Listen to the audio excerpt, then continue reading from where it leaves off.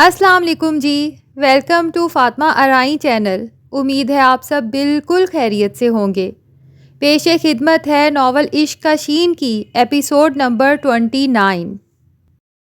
مجھے بھی یہی یقین تھا، کلکٹر صاحب نے کہا، پھر پوچھا، اور تم اس میں خوش رہے؟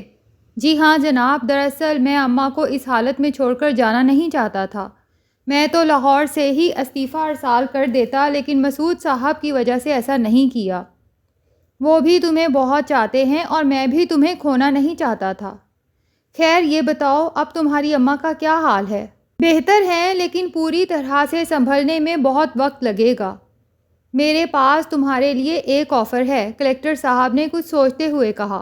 ہر ہفتے تم لاہور چلے جایا کرو اور منگل کو آفس آ جایا کرو، میری طرف سے پیر کی چھٹی۔ اس طرح سے تمہیں اپنی اماں سے دور ہونے کا احساس نہیں ہوگا، وہ بھی خوش رہیں گی۔ میرا خیال ہے کہ پلین سے آنا جانا تم افورڈ کر سکتے ہو۔ یہ تو مسئلہ نہیں، لیکن ہر پیر کو چھٹی؟ ویسے تو یہ کوئی بڑا مسئلہ نہیں، لیکن میں تمہیں جانتا ہوں کہ تم رعایت لینے والے نہیں، اس لیے تم مجھے ایک درخواست لکھ دو، میں اس کی منظوری دے دوں گا، تم پر کوئی بوجھ نہیں ہوگا۔ بہت شکریہ جناب، بس تو پہلی فرصت میں یہ درخواست مجھے بھجوا دو۔ عبدالحق اٹھ کھڑا ہوا۔ تب سے اب تک وہ 3 بار لاہور جا چکا تھا۔ وہ شکر گزار تھا کہ کلکٹر صاحب نے اتنی بڑی رعایت اسے دی۔ یہ حقیقت تھی کہ اس طرح سے اسے بھی اور اماں کو بھی ایک دوسرے سے دور ہونے کا احساس نہیں ہوتا تھا۔ پچھلی بار جو تبادلہ ہوا تو وہ یعقوب کو یہیں چھوڑ گیا تھا، فائدہ تو ساتھ لے جانے میں ہی تھا، لیکن یعقوب کی بیوی اور اس کے بچوں کی وجہ سے اسے یہ اچھا نہیں لگا، مگر اب وہ فیصلہ اس کے لیے فائدہ مند ثابت ہوا تھا۔ گھر صاف ستھری حالت میں موجود تھا۔ عبدالحق نے اسے دیکھا تو بولا، تم موٹے ہو گئے ہو مسٹر جیکب۔ کرنے کو کچھ ڈیوٹی نہیں سر، بس بیٹھتا ہوں، کھاتا ہوں اور آرام کرتا ہوں۔ فیٹ تو ہونا ہی تھا، تو خالی بیٹھنے کی بجائے کوئی کام دھندا شروع کر دیتے۔ کیسے کر سکتا ہوں سر؟ اس کے جواب نے عبدالحق کو حیران کر دیا۔ کیوں بھائی؟ آپ کا سرونٹ ہوں، آپ سے سیلری لیتا ہوں، تو کوئی دوسرا کام کیسے کر سکتا ہوں؟ عبدالحق کو حیرت ہوئی، اس نے یعقوب کو کبھی سنجیدگی سے نہیں لیا تھا، لیکن اس ایماندار جواب نے اسے سوچنے پر مجبور کر دیا۔ بالکل درست سوچا آپ نے مسٹر جیکب، اس نے کہا، لیکن یہ بتائیں کہ یہ بات آپ نے سیکھی کہاں سے؟ ہر اچھی بات کی طرح انگریز سے ہی سیکھی ہے یور ہائنس۔ نہ جانے کیوں اس بار عبدالحق کو غصہ آ گیا۔ بہت بری بات ہے یعقوب، یہ بات تو ہمیں ہمارا دین سکھاتا ہے۔ تمہاری بد نصیبی کہ تمہیں یہ بات انگریزوں سے سیکھنا پڑی۔ یعقوب کچھ سہم گیا، عبدالحق نے پہلے کبھی اس سے ایسے لہجے میں بات نہیں کی تھی۔ سوری سر، میں نے آپ کو اینگری کر دیا، اس نے کہا۔ لیکن سر آپ اپنے کلرکوں کو دیکھیں، سرکار سے سیلری لیتے ہیں تو پھر شام کو پارٹی والوں کے دفتر جا کر منتھلی کیوں لیتے ہیں؟ صرف اس لیے کہ ان کا کام جلدی کر دیتے ہیں۔ وہ تو ایک وقت میں 30-40 نوکریاں کرتے ہیں۔ انہیں دین یہ اچھی بات کیوں نہیں سکھاتا؟ عبدالحق جانتا تھا کہ پارٹی والوں سے مراد کلیئرنگ ایجنٹ ہیں، اور کچھ کلیئرنگ ایجنسیاں ہر کام پر رشوت دینے کی بجائے ماہانہ رشوت مقرر کر دیتے ہیں، جو منتھلی کہلاتی ہے۔ یہ دین کا نہیں، ان کا اپنا قصور ہے، اس نے تیز لہجے میں کہا۔ اور یہ بھی سن لیں کہ یہ سب کچھ بھی انہیں آپ کی انگریز ہی سکھا کر گئی ہے۔ کیسے سر؟ جب کسی سرزمین پر مختلف طبقوں کے لیے مختلف قانون نافذ ہوتے ہیں یا کسی طبقے کو قانون سے بالا تر قرار دیا جاتا ہے، تو وہاں لوگ اپنے فائدے کے لیے خلاف قانون رعایت دینے کے عادی ہو جاتے ہیں، اور رشوت فروغ پاتی ہے۔ مجھے یاد ہے جب تم شروع میں میرے پاس آئے اور پہلی بار پولیس والوں نے چالان کے لیے گاڑی روکی تو تم کس طرح بھڑکے تھے۔ تمہارے خیال میں چالان تو بہت دور کی بات، اسے ہماری گاڑی کو روکنے کا حق بھی نہیں تھا۔ کیا یہ بے اصولی اور بے ایمانی نہیں؟ اور یہ تم نے سیکھی کہاں سے؟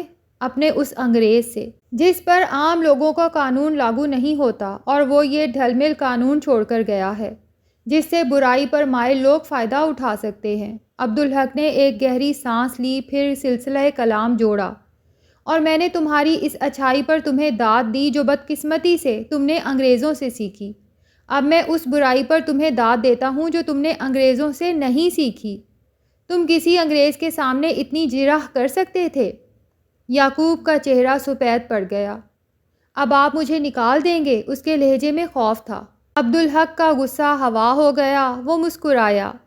میں انگریز ہوتا تو تمہیں شوٹ بھی کر سکتا تھا، اس نے نرم لہجے میں کہا، لیکن میں مسلمان ہوں، تم میرے ملازم ضرور ہو لیکن مجھے غلطی کرتے دیکھو تو مجھے ٹوکنے کا حق رکھتے ہو۔ یہ ہمارا دین سکھاتا ہے۔ ہمارے دین کے لیے ایسے بڑے لوگ تھے جو حاکم وقت تھے، مگر ان سے ایک عام آدمی بھرے مجمع میں یہ پوچھ لیتا تھا کہ آپ نے یہ کرتا کیسے بنا لیا، اتنا کپڑا تو نہیں ملا تھا آپ کو؟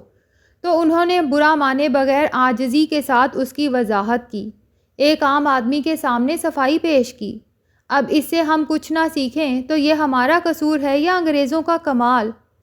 یعقوب دم بخود تھا۔ چند لمحے تو خاموشی رہی، پھر اس نے حیرت سے کہا، سر جی واقعی ایسے لوگ تھے ہمارے ہاں؟ پھر اس کے لہجے میں ندامت در آئی۔ یہ تو سچ ہے سر جی، ہم کالے لوگ تو انگریزوں کو غلط بات پر بھی نہیں ٹوک سکتے تھے، پر یہ بات اب تک میری سمجھ میں کیوں نہیں آئی؟ بڑے بڑے پڑھے لکھے لوگ نہیں سمجھ پائے، تمہارا کیا قصور ہے؟ عبدالحق نے نرمی سے کہا۔ یہ وہ لوگ ہیں جو انگریزوں سے مروب ہو گئے تھے، ان کے سامنے احساس کمتری میں مبتلا ہو گئے تھے۔ یہ وہ لوگ ہیں جنہیں اپنے دین کی کچھ خبر نہیں، انہیں نہیں معلوم کہ وہ اللہ کے احکامات پر عمل کریں تو دنیا میں ان سے اچھا کوئی نہیں ہو سکتا۔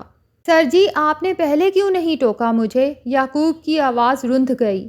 میں تو اب بھی شرمندہ ہوں تمہیں ٹوک کر، میں تو تم سے معذرت کر رہا ہوں کہ میں نے تم سے اتنے سخت لہجے میں بات کیوں کی۔ یعقوب نے ایک دم جھک کر عبدالحق کے پاؤں پکڑ لیے۔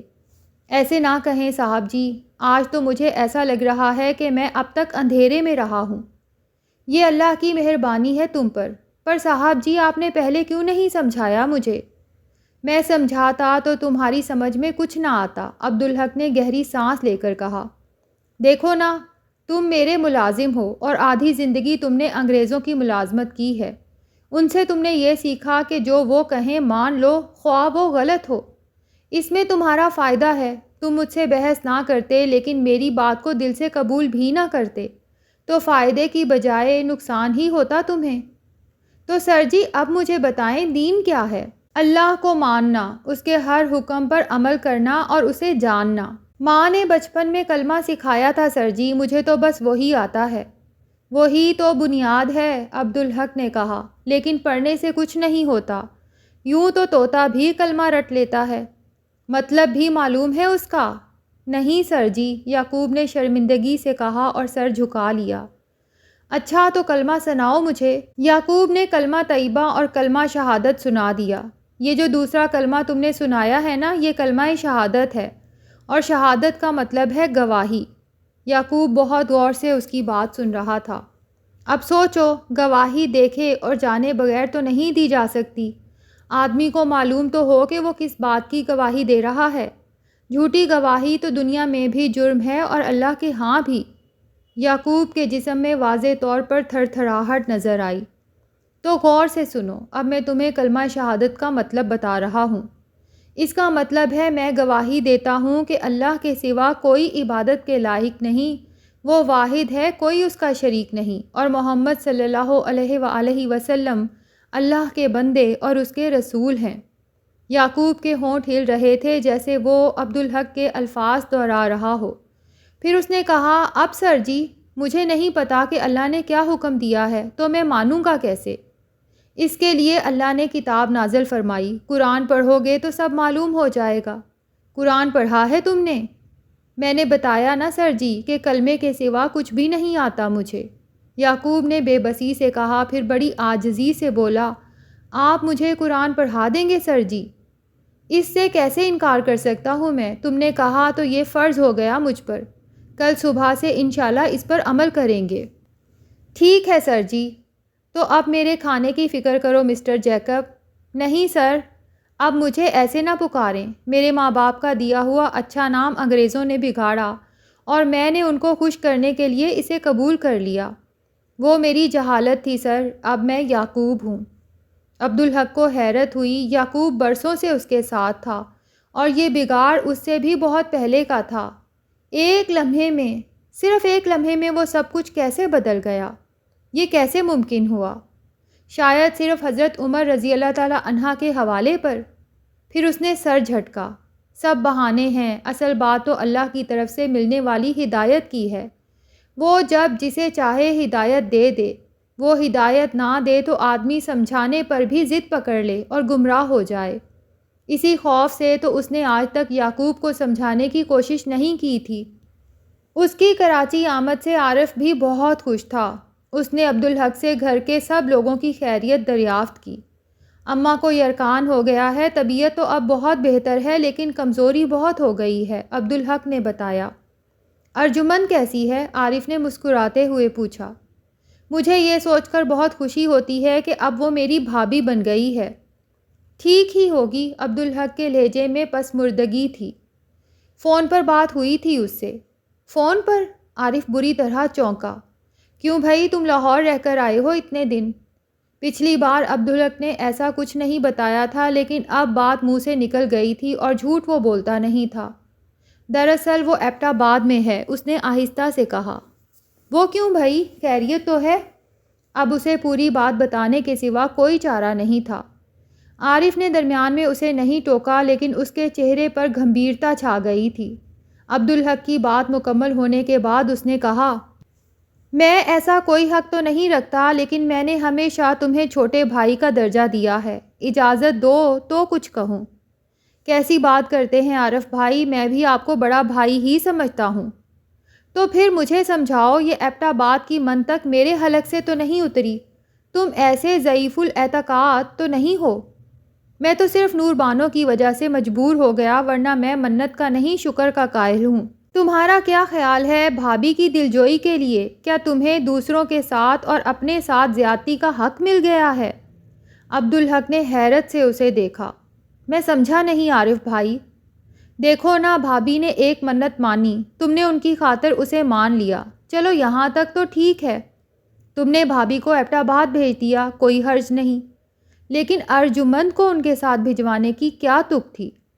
اب نور بانو کو اکیلے تو نہیں بھیج سکتا تھا میں، عبدالحق نے مدافعانہ لہجے میں کہا۔ تم تو ایسے کہہ رہے ہو جیسے تم نے بھابھی کی دوسراہٹ کے لیے ارجمند کو ساتھ کر دیا، لیکن میں دعوے سے کہہ سکتا ہوں کہ یہ بھابھی کی فرمائش ہوگی۔ تمہیں یہ خیال ہرگز نہیں آیا ہوگا، تم نے تو بس بھابھی کی بات مان لی۔ آپ درست کہہ رہے ہیں لیکن اس میں حرج ہی کیا ہے؟ بچوں کی سی بات کرتے ہو، عارف کے لہجے میں ہلکی سی خفگی تھی۔ زندگی کو سمجھتے نہیں ہو کیا؟ آپ سمجھائیں نا۔ بھائی، تمہاری ارجمن سے شادی کو مشکل سے 3 ہفتے ہوئے ہوں گے کہ تم کراچی واپس آ گئے، اور اب تم بتا رہے ہو کہ تمہارے یہاں آتے ہی بھابھی ارجمن کو لے کر ایبٹ آباد چلی گئیں۔ اب تم ایبٹ آباد نہیں جا سکتے کہ بھابھی کی منت کا سوال ہے۔ تمہیں یہ احساس نہیں ہوا کہ یہ ارجمن کے ساتھ زیادتی ہے، بلکہ تمہارے ساتھ بھی؟ زیادتی کی کیا بات ہے عارف بھائی، مجھے بھی اعتراض نہیں تھا اور ارجمن بھی اپنی خوشی سے گئی ہے۔ ارجمن تو تمہاری اور بھابھی کی خوشی کے لیے گئی ہے، تمہاری خاطر وہ کچھ بھی کر سکتی ہے۔ اس صورت میں وہ تمہاری ذمہ داری ہے عبدالحق، وہ تو بس تمہاری خوشی کا خیال رکھے گی، اپنا نہیں۔ اس کا خیال تو تمہیں ہی رکھنا ہوگا۔ میں کیا کر سکتا تھا عارف بھائی، میں مجبور ہو گیا، عبدالحق نے بے بسی سے کہا۔ تم اپنے حق سے دستبردار ہو چکے ہو لیکن بھابھی کی خوش نودی کے لیے ارجمن کو اس کے حق سے محروم کرنے کا تمہیں کوئی حق نہیں۔ تمہیں احساس نہیں کہ تم نے ارجمن کے ساتھ ناانصافی کی ہے؟ عبدالحق کے چہرے کا رنگ اڑ گیا۔ میں نے تو اس انداز میں سوچا ہی نہیں تھا۔ آپ ٹھیک کہہ رہے ہیں عارف بھائی، اور غور تو کرو، 6 ماہ سے تم غیر فطری زندگی گزار رہے ہو۔ اس سے تو میں اختلاف کروں گا عارف بھائی، یہ تو بہت بڑی بات کہہ رہے ہیں آپ۔ میں ٹھیک کہہ رہا ہوں، میں خود ایسی زندگی گزار رہا ہوں، اس لیے یہ بات جانتا ہوں۔ عارف نے اسے ترہم آمیز نظروں سے دیکھتے ہوئے کہا۔ 2 بیویاں ہیں تمہاری اور تم پھر بھی محروم ہو۔ یہ تو ایثار ہے عارف بھائی۔ نہیں، یہ ایثار نہیں، یہ بے سبب خود کو فتنے میں ڈالنا ہے، عارف نے تیز لہجے میں کہا۔ تم انسان ہو، فرشتہ تو نہیں ہو، سچائی کے ساتھ کہو کہ یہ دوریاں تمہارے لیے اذیت کا سبب نہیں بنی؟ عبدالحق نے اثبات میں سر ہلایا، منہ سے کچھ نہیں کہا۔ اذیت کے بعد آزمائش اور پھر فتنے کا مرحلہ آتا ہے۔ تم جانتے ہو عبدالحق کہ اس کے نتیجے میں گناہ کی دلدل میں جا پھنسا تھا۔ اللہ نادرہ کی مغفرت فرمائے کہ اس کی وجہ سے میں اس دلدل سے نکل آیا۔ اللہ کی رحمت ہوئی مجھ پر، عارف نے کہا، پھر چند لمحے خاموش رہنے کے بعد بولا، چلو اپنے لیے تم نے محرومی منتخب کر لی، تمہاری مرضی، لیکن ارجمن تو نئی نویلی دلہن تھی، اسے محروم کرنے کا تمہیں کوئی حق نہیں تھا۔ کیا تم نہیں سمجھتے کہ اس کے لیے تمہیں اللہ کو جواب دینا ہوگا؟ عبدالحق کا یہ حال تھا کہ کاٹو تو جسم میں خون نہیں۔ اور ارجمن کا کون ہے اس دنیا میں؟ تم لوگ تو بعد میں ملے ہو اسے، اس سے پہلے نادرہ کے علاوہ بس اچھو میاں تھے اور میں تھا۔ اب اچھو میاں تو یہاں نہیں ہے لیکن میں تو ہوں۔ تم نہیں سمجھ سکتے، وہ میرے لیے بہن بھی ہے اور بیٹی بھی۔ میں اسے اپنی ذمہ داری سمجھتا ہوں۔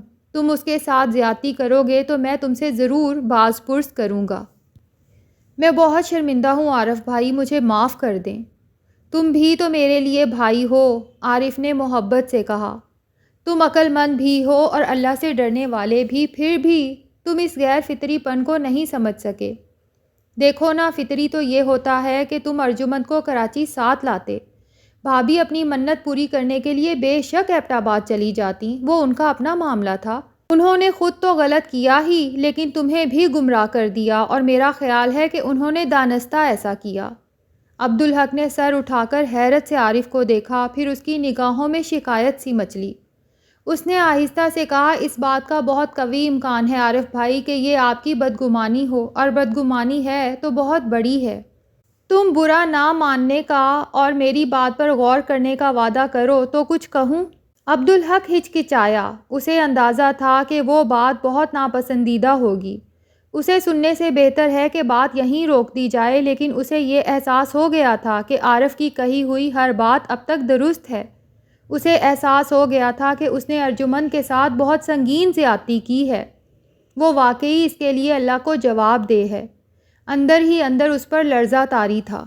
سو اس نے یہ تکلیف دہ فیصلہ کیا کہ سب کچھ سن لینا ہی بہتر ہے، اس سے کچھ رہنمائی ہی ملے گی۔ کہیں عارف بھائی، برا ماننے کا تو سوال ہی پیدا نہیں ہوتا، اور آپ جانتے ہیں کہ میں ہر بات پر غور کرتا ہوں۔ عارف نے ایک گہری سانس لی اور چند لمحے سوچتا رہا، جیسے کسی پیچیدہ بات کو ذہن میں مرتب کر رہا ہو۔ پھر اس نے کہا، تم سادہ آدمی ہو عبدالحق، محبت کرنے والے اور اچھا گمان رکھنے والے ہو، مگر میں نے زندگی کے اور عورتوں کے اتنے روپ دیکھے ہیں کہ تم سوچ بھی نہیں سکتے۔ میں بھابھی نور بانو کے بارے میں جو کچھ کہوں گا، اس کا مقصد تمہارے اور ان کے درمیان تفرقہ ڈالنا نہیں ہے۔ میں تمہاری رہنمائی کے لیے یہ سب کہہ رہا ہوں۔ دو بیویوں کے درمیان انصاف کرنا آسان نہیں، اور اللہ معاف کرنے والا ہے، لیکن بے انصافی سرزد ہو گئی تو سمجھ کر بڑا نقصان ہے، اور خاص طور پر اس لیے بھی کہ ارجمن کے ساتھ بے انصافی ہوگی تو وہ شکایت بھی نہیں کرے گی، اور جہاں تک میں سمجھ پایا ہوں بھابھی نور بانو تمہارے لیے اس سلسلے میں قدم قدم پر مشکل کھڑی کرتی رہیں گی۔ عبدالحق کو یہ سننا بہت برا لگا، لیکن اسیر محبت ہونے کے باوجود بات پر غور کر کے تجزیہ کر کے اس کے بارے میں فیصلہ کرنا اس کی فطرت میں تھا۔ چنانچہ اس نے بہت حلیمی سے کہا، اس آخری بات کی وضاحت کریں گے آپ؟ ضرور، عارف نے کہا اور ٹھنڈی سانس لی۔ عورت کو اللہ نے بڑی حیثیت اور مرتبہ عطا فرمایا ہے، لیکن وہ بھی انسان ہیں، کچھ منفی چیزیں بھی ان کے مزاج میں ہوتی ہیں۔ سب عورتیں تو ایسی نہیں ہوتی، لیکن کچھ عورتیں مکار بھی ہوتی ہیں۔ میں نے اپنی بیوی کو دیکھ کر یہ بات سمجھی ہے۔ وہ اپنی مرضی چلاتی ہے، لیکن ایسے کہ کوئی پکڑ نہیں سکتا۔ وہ جو ارادہ کر لے اس پر بغیر کہے مجھ سے ہی عمل کراتی ہے۔ میں یہ بات جانتے ہوئے بھی اس کی مرضی پر چلتا ہوں، کیونکہ میرے سامنے کوئی اور راستہ نہیں ہوتا۔ وہ میری فطرت، میرے مزاج کو سمجھتی ہے اور اس سے فائدہ اٹھاتی ہے۔ کبھی کبھی تو مجھے احساس ہوتا ہے کہ میں اس کا کھلونا ہوں، لیکن میں کچھ کر نہیں سکتا۔ لیکن نور بانو ایسی نہیں ہے عارف بھائی۔ یہ سچ ہے کہ میں انہیں نہیں جانتا، میں نے انہیں دیکھا بھی نہیں، لیکن جو کچھ تم نے مجھے بتایا اس کی روشنی میں تو میں یہ کہہ سکتا ہوں کہ انہوں نے تمہیں بھی استعمال کیا اور ارجمن کو بھی۔ کیسے؟ دیکھو نا، یہ بہت بڑی خوشخبری ہے کہ وہ ماں بننے والی ہیں۔ اس کے لیے انہوں نے تم سے دور رہنے کی منت مانی، یہ بات تو میری سمجھ میں آتی ہے، لیکن وہ ارجمن کو اپنے ساتھ لے گئیں، یہ بات عجیب سی ہے۔ انہیں تو ارجمند کو تمہارے ساتھ بھیج دینا چاہیے تھا تاکہ تمہیں گھر کا آرام میسر رہے، تمہیں احساس تنہائی نہ ہو۔ آپ کے خیال میں نور بانو نے ایسا کیوں کیا؟ اس پر تو تمہیں غور کرنا چاہیے۔ مجھے تو یہ بات اہم نہیں لگی، آپ مجھے بتائیے کہ آپ کیا سمجھتے ہیں، پھر میں اس پر غور کروں گا۔ میں تو حیران ہوں کہ تمہیں یہ بات غیر اہم لگی۔ بہرحال میرے خیال میں تو بات بالکل واضح ہے۔ بھابھی نے یہ خطرہ مول نہیں لیا کہ وہ 9 ماہ تم سے دور رہیں اور ارجمن تمہارے ساتھ رہے، اس ڈر سے کہ تمہارا جھکاؤ اس کی طرف زیادہ نہ ہو جائے، اس خوف سے کہ کہیں تم ان سے دور نہ ہو جاؤ۔ مجھے اس سے اختلاف ہے عارف بھائی، نور بانو جانتی ہے کہ میں اس کے سوا کسی سے محبت نہیں کر سکتا۔ اس یقین کے باوجود شک کرنا اور شوہر کو کھونے سے ڈرنا عورت کی فطرت ہوتی ہے۔ عارف بھائی، میں تو دوسری شادی کبھی نہیں کرتا، نور بانو نے مجبور کر دیا، اور کچھ مجھے اماں کا بھی خیال تھا، مگر آپ خود سوچیں یہی سب کچھ کرنا ہوتا تو نور بانو ارجمن سے خود میری شادی کیوں کراتی؟ اور وہ نہ کراتی تو یہ شادی ہو ہی نہیں سکتی تھی۔ تم سادہ آدمی ہو، عارف نے مسکراتے ہوئے کہا۔ خود کو بھابھی کی جگہ رکھ کر سوچو تو بات سمجھ میں آنے میں ذرا دیر نہیں لگے گی۔ عبدالحق نے چند لمحے غور کرنے کے بعد بے بسی سے کہا، میری تو سمجھ میں نہیں آتا عارف بھائی، اور تم سے بہتر اس بات کو کوئی سمجھ نہیں سکتا کیونکہ تم بھابھی کو جانتے ہو۔ میں نہیں جانتا، لیکن کوشش کر سکتا ہوں، مگر تمہاری مدد کے بغیر میں کچھ نہیں کر سکوں گا۔ میں حاضر ہوں، میرے سوالوں کے بے لاگ جواب دینے ہوں گے۔ آپ جانتے ہیں، جانتا ہوں کہ تم جھوٹ نہیں بولتے، عارف نے اس کی بات کاٹ دی، لیکن محبت میں آدمی کے لیے غیر جانبداری بہت مشکل ہو جاتی ہے۔ الحمدللہ مجھ پر اللہ کا کرم ہے، اس سے ڈرتا ہوں نا تو ہمیشہ حق بات کہنے کی کوشش کرتا ہوں۔ انسان ہوں، غلطی تو ہو جاتی ہے، لیکن دانستہ بے انصافی نہیں کر سکتا۔ تو ٹھیک ہے، یہ بتاؤ بھابھی کی فطرت میں حسد ہے، خاص طور پر تمہارے معاملے میں؟ جی ہاں، بہت زیادہ ہے، عبدالحق نے بے جھجک کہا۔ قابضانہ فطرت بھی ہے، تمہیں کسی کے ساتھ بھی شیئر نہیں کرنا چاہتی ہوں گی؟ عبدالحق کی آنکھوں میں شیر خوار ساجد کی صورت پھر گئی۔ جی ہاں، وہ ایسی ہی ہے۔ تو پھر وہ تمہاری دوسری شادی کیسے گوارا کر سکتی تھیں؟ اس پر یہ کہ انہوں نے خود تمہاری دوسری شادی کرائی، چلو کرا بھی دی تو کسی معمولی سی لڑکی سے کرواتی جو ان سے کمتر ہوتی، مگر انہوں نے تو ارجمن سے تمہاری شادی کرائی جو غیر معمولی طور پر حسین ہے۔ یہ بات تو میری سمجھ میں بھی نہیں آئی۔ ایک بات اور بتاؤ، تم اپنی اماں کے تو بہت فرما بردار ہوگے؟ الحمدللہ، وہ تو میں ہوں، اور اماں کو پوتے کی آرزو بھی ہوگی، بہت زیادہ ہے۔ تو انہوں نے کبھی تم سے دوسری شادی کے لیے نہیں کہا؟ اصرار نہیں کیا، کبھی حکم نہیں دیا، عبدالحق نے کہا۔ دراصل وہ نور بانو سے بہت محبت کرتی ہے، بیٹی کی طرح چاہتی ہے اسے۔ اگر وہ حکم دیتی تو تم انکار کر سکتے تھے؟ یہ کیسے ممکن ہے عارف بھائی؟ اور یہ بات بھابھی کو بھی معلوم ہے؟ ہاں، ایک بار بات ہوئی تھی اس سے، عبدالحق نے گہری سانس لے کر کہا۔ ان دنوں اماں پیروں فقیروں اور درگاہوں کے چکر کاٹ رہی تھیں پوتے کے لیے۔ نور بانو اس بات سے بہت چڑھتی تھی۔ 2-1 بار ان سے الجھی بھی، مجھ سے بھی شکایت کی تو میں نے یہ بات کہہ دی کہ اماں کی طلب تو فطری ہے، اور وہ مجھے دوسری شادی کا حکم دیں تو میں چاہتے ہوئے بھی ان کا حکم نہیں ٹال سکتا، تو اس سے بہتر ہے ان کا لایا ہوا پڑھا ہوا پانی پی لیا کرو۔ پھر کیا ہوا؟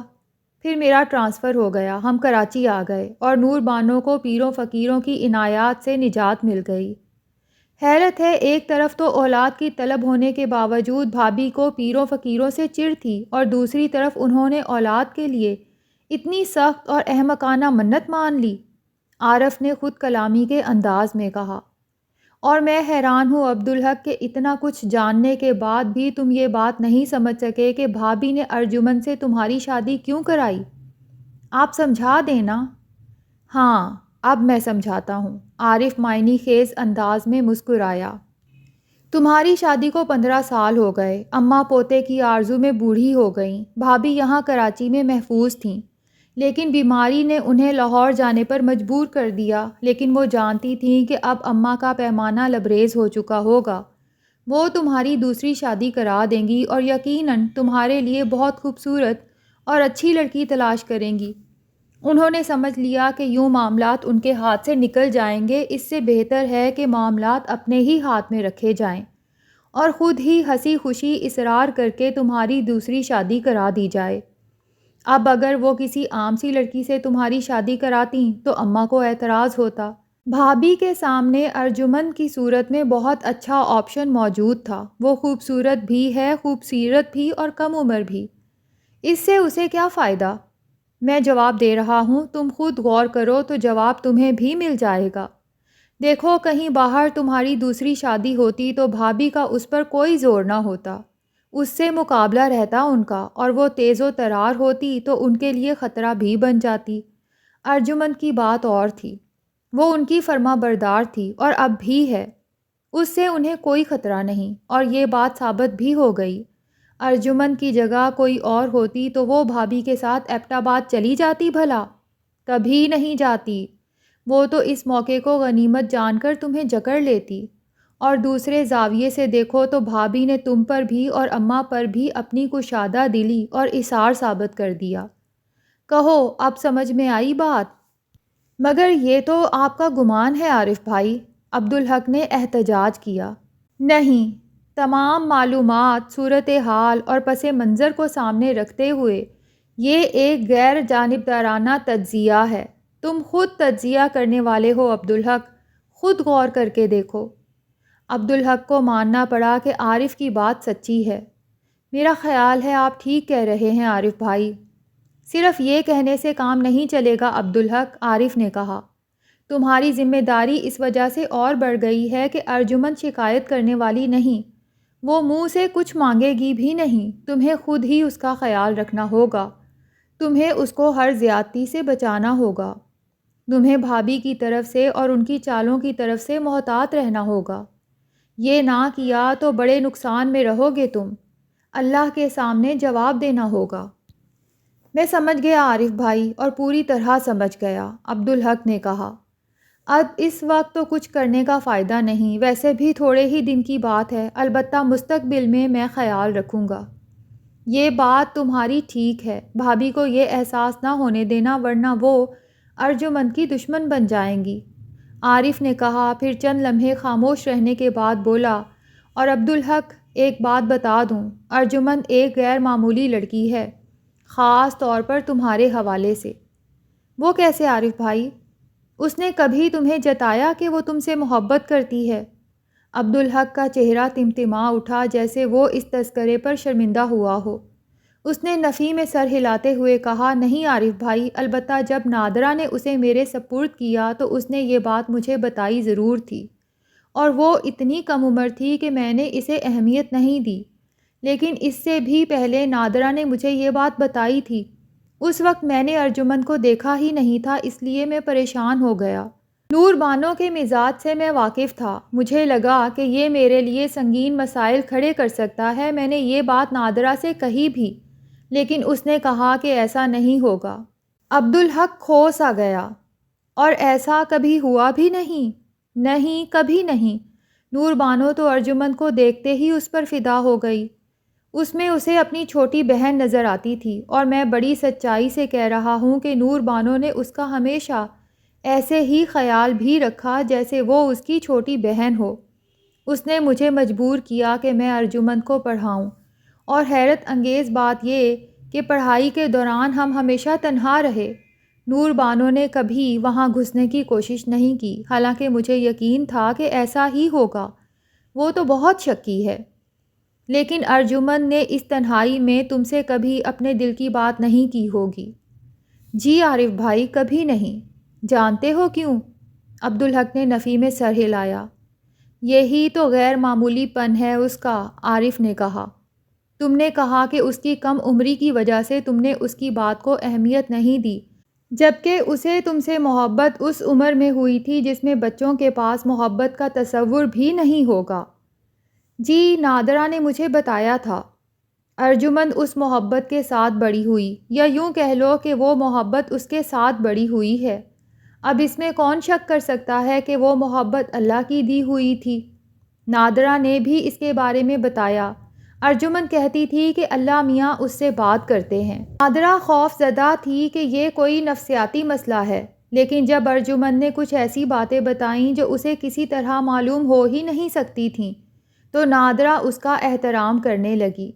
پھر جب ارجمن کو تمہیں سونپنے کا مرحلہ آیا تو نادرہ نے ارجمن کو بہت سمجھایا، اسے بتایا کہ تمہاری بیوی بہت شکی ہے، تو ارجمن نے اسے کہا کہ وہ پریشان نہ ہو، اللہ میاں نے اسے بتا دیا ہے کہ اسے اس سلسلے میں کچھ نہیں کرنا۔ جب اللہ کا حکم ہوگا تو تم اسے خود بخود مل جاؤ گے، بغیر کچھ کہے، بغیر کچھ کیے۔ یہ وجہ تھی کہ اس نے کسی سے کچھ نہیں کہا، وہ اپنے یقین کے سائے میں سکون سے بیٹھی رہی۔ اب تم خود سوچو کہ یہ غیر معمولی بات ہے یا نہیں؟ محبت میں تو بڑے بڑے بردبار لوگ بے صبرے ہو جاتے ہیں۔ وہ تو کم عمر لڑکی تھی، اور کم عمری کی محبت تو پہاڑی دریا کی طرح منہ زور ہوتی ہے۔ تم کراچی آ گئے، برسوں اس سے دور رہے، اس نے کبھی تمہیں خط بھی نہیں لکھا، فون پر بھی بس رسمی گفتگو ہی رہی۔ کیسا صبر تھا اس بچی میں! اور غیر معمولی بات دیکھو کہ اس کا یقین سچا ثابت ہوا۔ اس نے کسی سے کچھ نہیں کہا، کسی سے کچھ نہیں مانگا سوائے اللہ کے، اور جو اس نے چاہا وہ اس سے ملا، اور کس شان سے ملا۔ تم جانتے تھے کہ وہ تم سے محبت کرتی ہے، لیکن تم ہرگز اس سے شادی نہ کرتے، لیکن بھابھی نے تمہیں مجبور کر دیا۔ اور سوچو بھابھی نے ارجمن سے کیسے خوشامد کی ہوگی۔ اس سے کہا ہوگا کہ وہ تم سے شادی کے لیے ہاں کرے گی تو یہ اس کا ان پر احسان ہوگا۔ کتنے وقار کے ساتھ اس نے تمہیں پا لیا، کیونکہ اس نے بڑے صبر کے ساتھ اللہ پر بھروسہ کیا تھا۔ محبت میں کسی نوعمر لڑکی سے ایسی امید رکھی جا سکتی ہے؟ اور اب اتنی مضبوطی کے ساتھ تمہیں پانے کے باوجود اس کے انکسار کا یہ عالم ہے کہ بھابھی کے کہنے پر وہ ان کے ساتھ اتنے طویل عرصے کے لیے ایبٹ آباد چلی گئی، حالانکہ اپنے احسان کے حوالے سے وہ ان پر زور بھی رکھتی تھی اور انکار کرنے کا حق بھی تھا اسے۔ اس نے اس سلسلے میں تم سے بھی کچھ نہیں کہا، اور مجھے یقین ہے کہ اسے تم سے کوئی شکایت بھی نہیں ہوگی۔ وہ ایسی ہی ہے، سب کچھ اللہ پر چھوڑ دینے والی۔ اور عبدالحق، ایک بات کہوں، میں تو مذہبی آدمی بھی نہیں ہوں، عام سا گناہ گار آدمی ہوں، لیکن میں سمجھ سکتا ہوں کہ ایسی لڑکی بہت بڑی ذمہ داری ہوتی ہے۔ اس کا خیال اللہ رکھے گا، اور کوئی اس کی حق تلفی کرے گا تو وہ اللہ کو خفا کرے گا۔ اسی لیے میں نے تم سے تمہارے ذاتی معاملے میں اتنی بات کی ہے۔ میں تمہیں خسارے میں نہیں دیکھنا چاہتا۔ تم میرے بھائی ہو، اور تم تو دیندار بھی ہو۔ عبدالحق سر جھکائے خاموشی سے یہ سب سنتا رہا۔ عارف کی بات ختم ہوئی تو اس نے نظریں اٹھا کر اسے دیکھا۔ اس کی آنکھوں میں آنسو تھے۔ پھر اس نے جھک کر عارف کا ہاتھ تھاما، اسے ہونٹوں سے اور پھر اپنی نم آنکھوں سے لگایا۔ جزاک اللہ عارف بھائی، اس وقت آپ نے مجھ پر بہت بڑا احسان کیا ہے۔ آپ نے میری آنکھیں کھول دیں۔ آپ نے بھائی ہونے کا حق ادا کر دیا۔ مجھے جو کچھ سمجھنا چاہیے تھا اور میں نہیں سمجھ سکا تھا، آپ نے بہت اچھی طرح مجھے سمجھا دیا۔ بے شک ارجمن میرے لیے بڑی ذمہ داری ہے، میں نے غفلت کی، اب نہیں کروں گا۔ میں سمجھ گیا کہ مجھے ہر طرح سے ارجمن کا خیال رکھنا ہوگا، ورنہ میں بڑے خسارے میں پڑ جاؤں گا۔ اب انشاءاللہ کوتاہی نہیں ہوگی عارف بھائی۔ عارف نے بڑی محبت سے اسے دیکھا۔ مجھے ارجمن کی طرح تم بھی نادرہ کے ذریعے ہی ملے ہو، مجھے ارجمن ہی کی طرح عزیز ہو تم۔ اب تک جو ہوا سو ہوا، آئندہ میں بہت محتاط رہوں گا۔ بات ختم ہو گئی، لیکن عبدالحق کو احساس تھا کہ عارف نے بہت بڑی بات اس پر کھول دی ہے۔ عارف کے سامنے تو وہ اعتراف نہیں کر سکتا تھا، اسی لیے خاموش رہا، لیکن وہ جانتا تھا کہ نور بانوں کی فطرت کیسی ہے۔ محبت تو آدمی دل سے کرتا ہے، لیکن عبدالحق محبت میں اندھا ہو جانے والا نہیں تھا۔ وہ خوبیوں، خامیوں اور کمزوریوں پر نظر رکھنے والا تھا۔ وہ اپنے محبوب کو اس کی خامیوں اور کمزوریوں سمیت قبول کرنے کا قائل تھا۔ اس نے اس سلسلے میں پہلے بھی بہت کچھ سوچا تھا۔ محبت تو اس کا خاص موضوع تھا، اس وقت سے جب اسے محبت ہوئی بھی نہیں تھی، اور بعد میں تو اس نے اس پر بہت زیادہ سوچا تھا۔ اسے یاد تھا نور بانو سے شادی سے پہلے حمیدہ نے اسے سمجھایا تھا۔ حمیدہ نور بانو کو بہت چاہتی تھی بیٹیوں کی طرح، اور شادی کی تجویز بھی اسی نے پیش کی تھی، لیکن شادی سے پہلے 2 باتیں ایسی ہوئیں کہ وہ یہ سوچنے پر مجبور ہو گئی کہ یہ رشتہ مناسب بھی ہے یا نہیں، اور یہ کہ یہ شادی چل بھی سکے گی یا نہیں۔ سب سے پہلے تو نور بانو نے ننھے ساجد کے معاملے میں جس تنگ نظری بلکہ حسد کا مظاہرہ کیا، اس نے حمیدہ کو چونکا دیا۔ پھر جب اعتکاف کے بعد نور بانو کے اصرار پر اس نے داڑھی رکھنے کا ارادہ مؤخر کیا تو وہ بھی حمیدہ کو بہت برا لگا۔ ان دونوں موقعوں پر خود عبدالحق کو بھی شرمندگی ہوئی۔ تب حمیدہ نے اسے سمجھانے کی کوشش کی کہ شادی عمر بھر کی بات ہے، وہ خوب سوچ لے، اور اس نے خوب سوچ سمجھ کر ہی شادی کا فیصلہ کیا تھا۔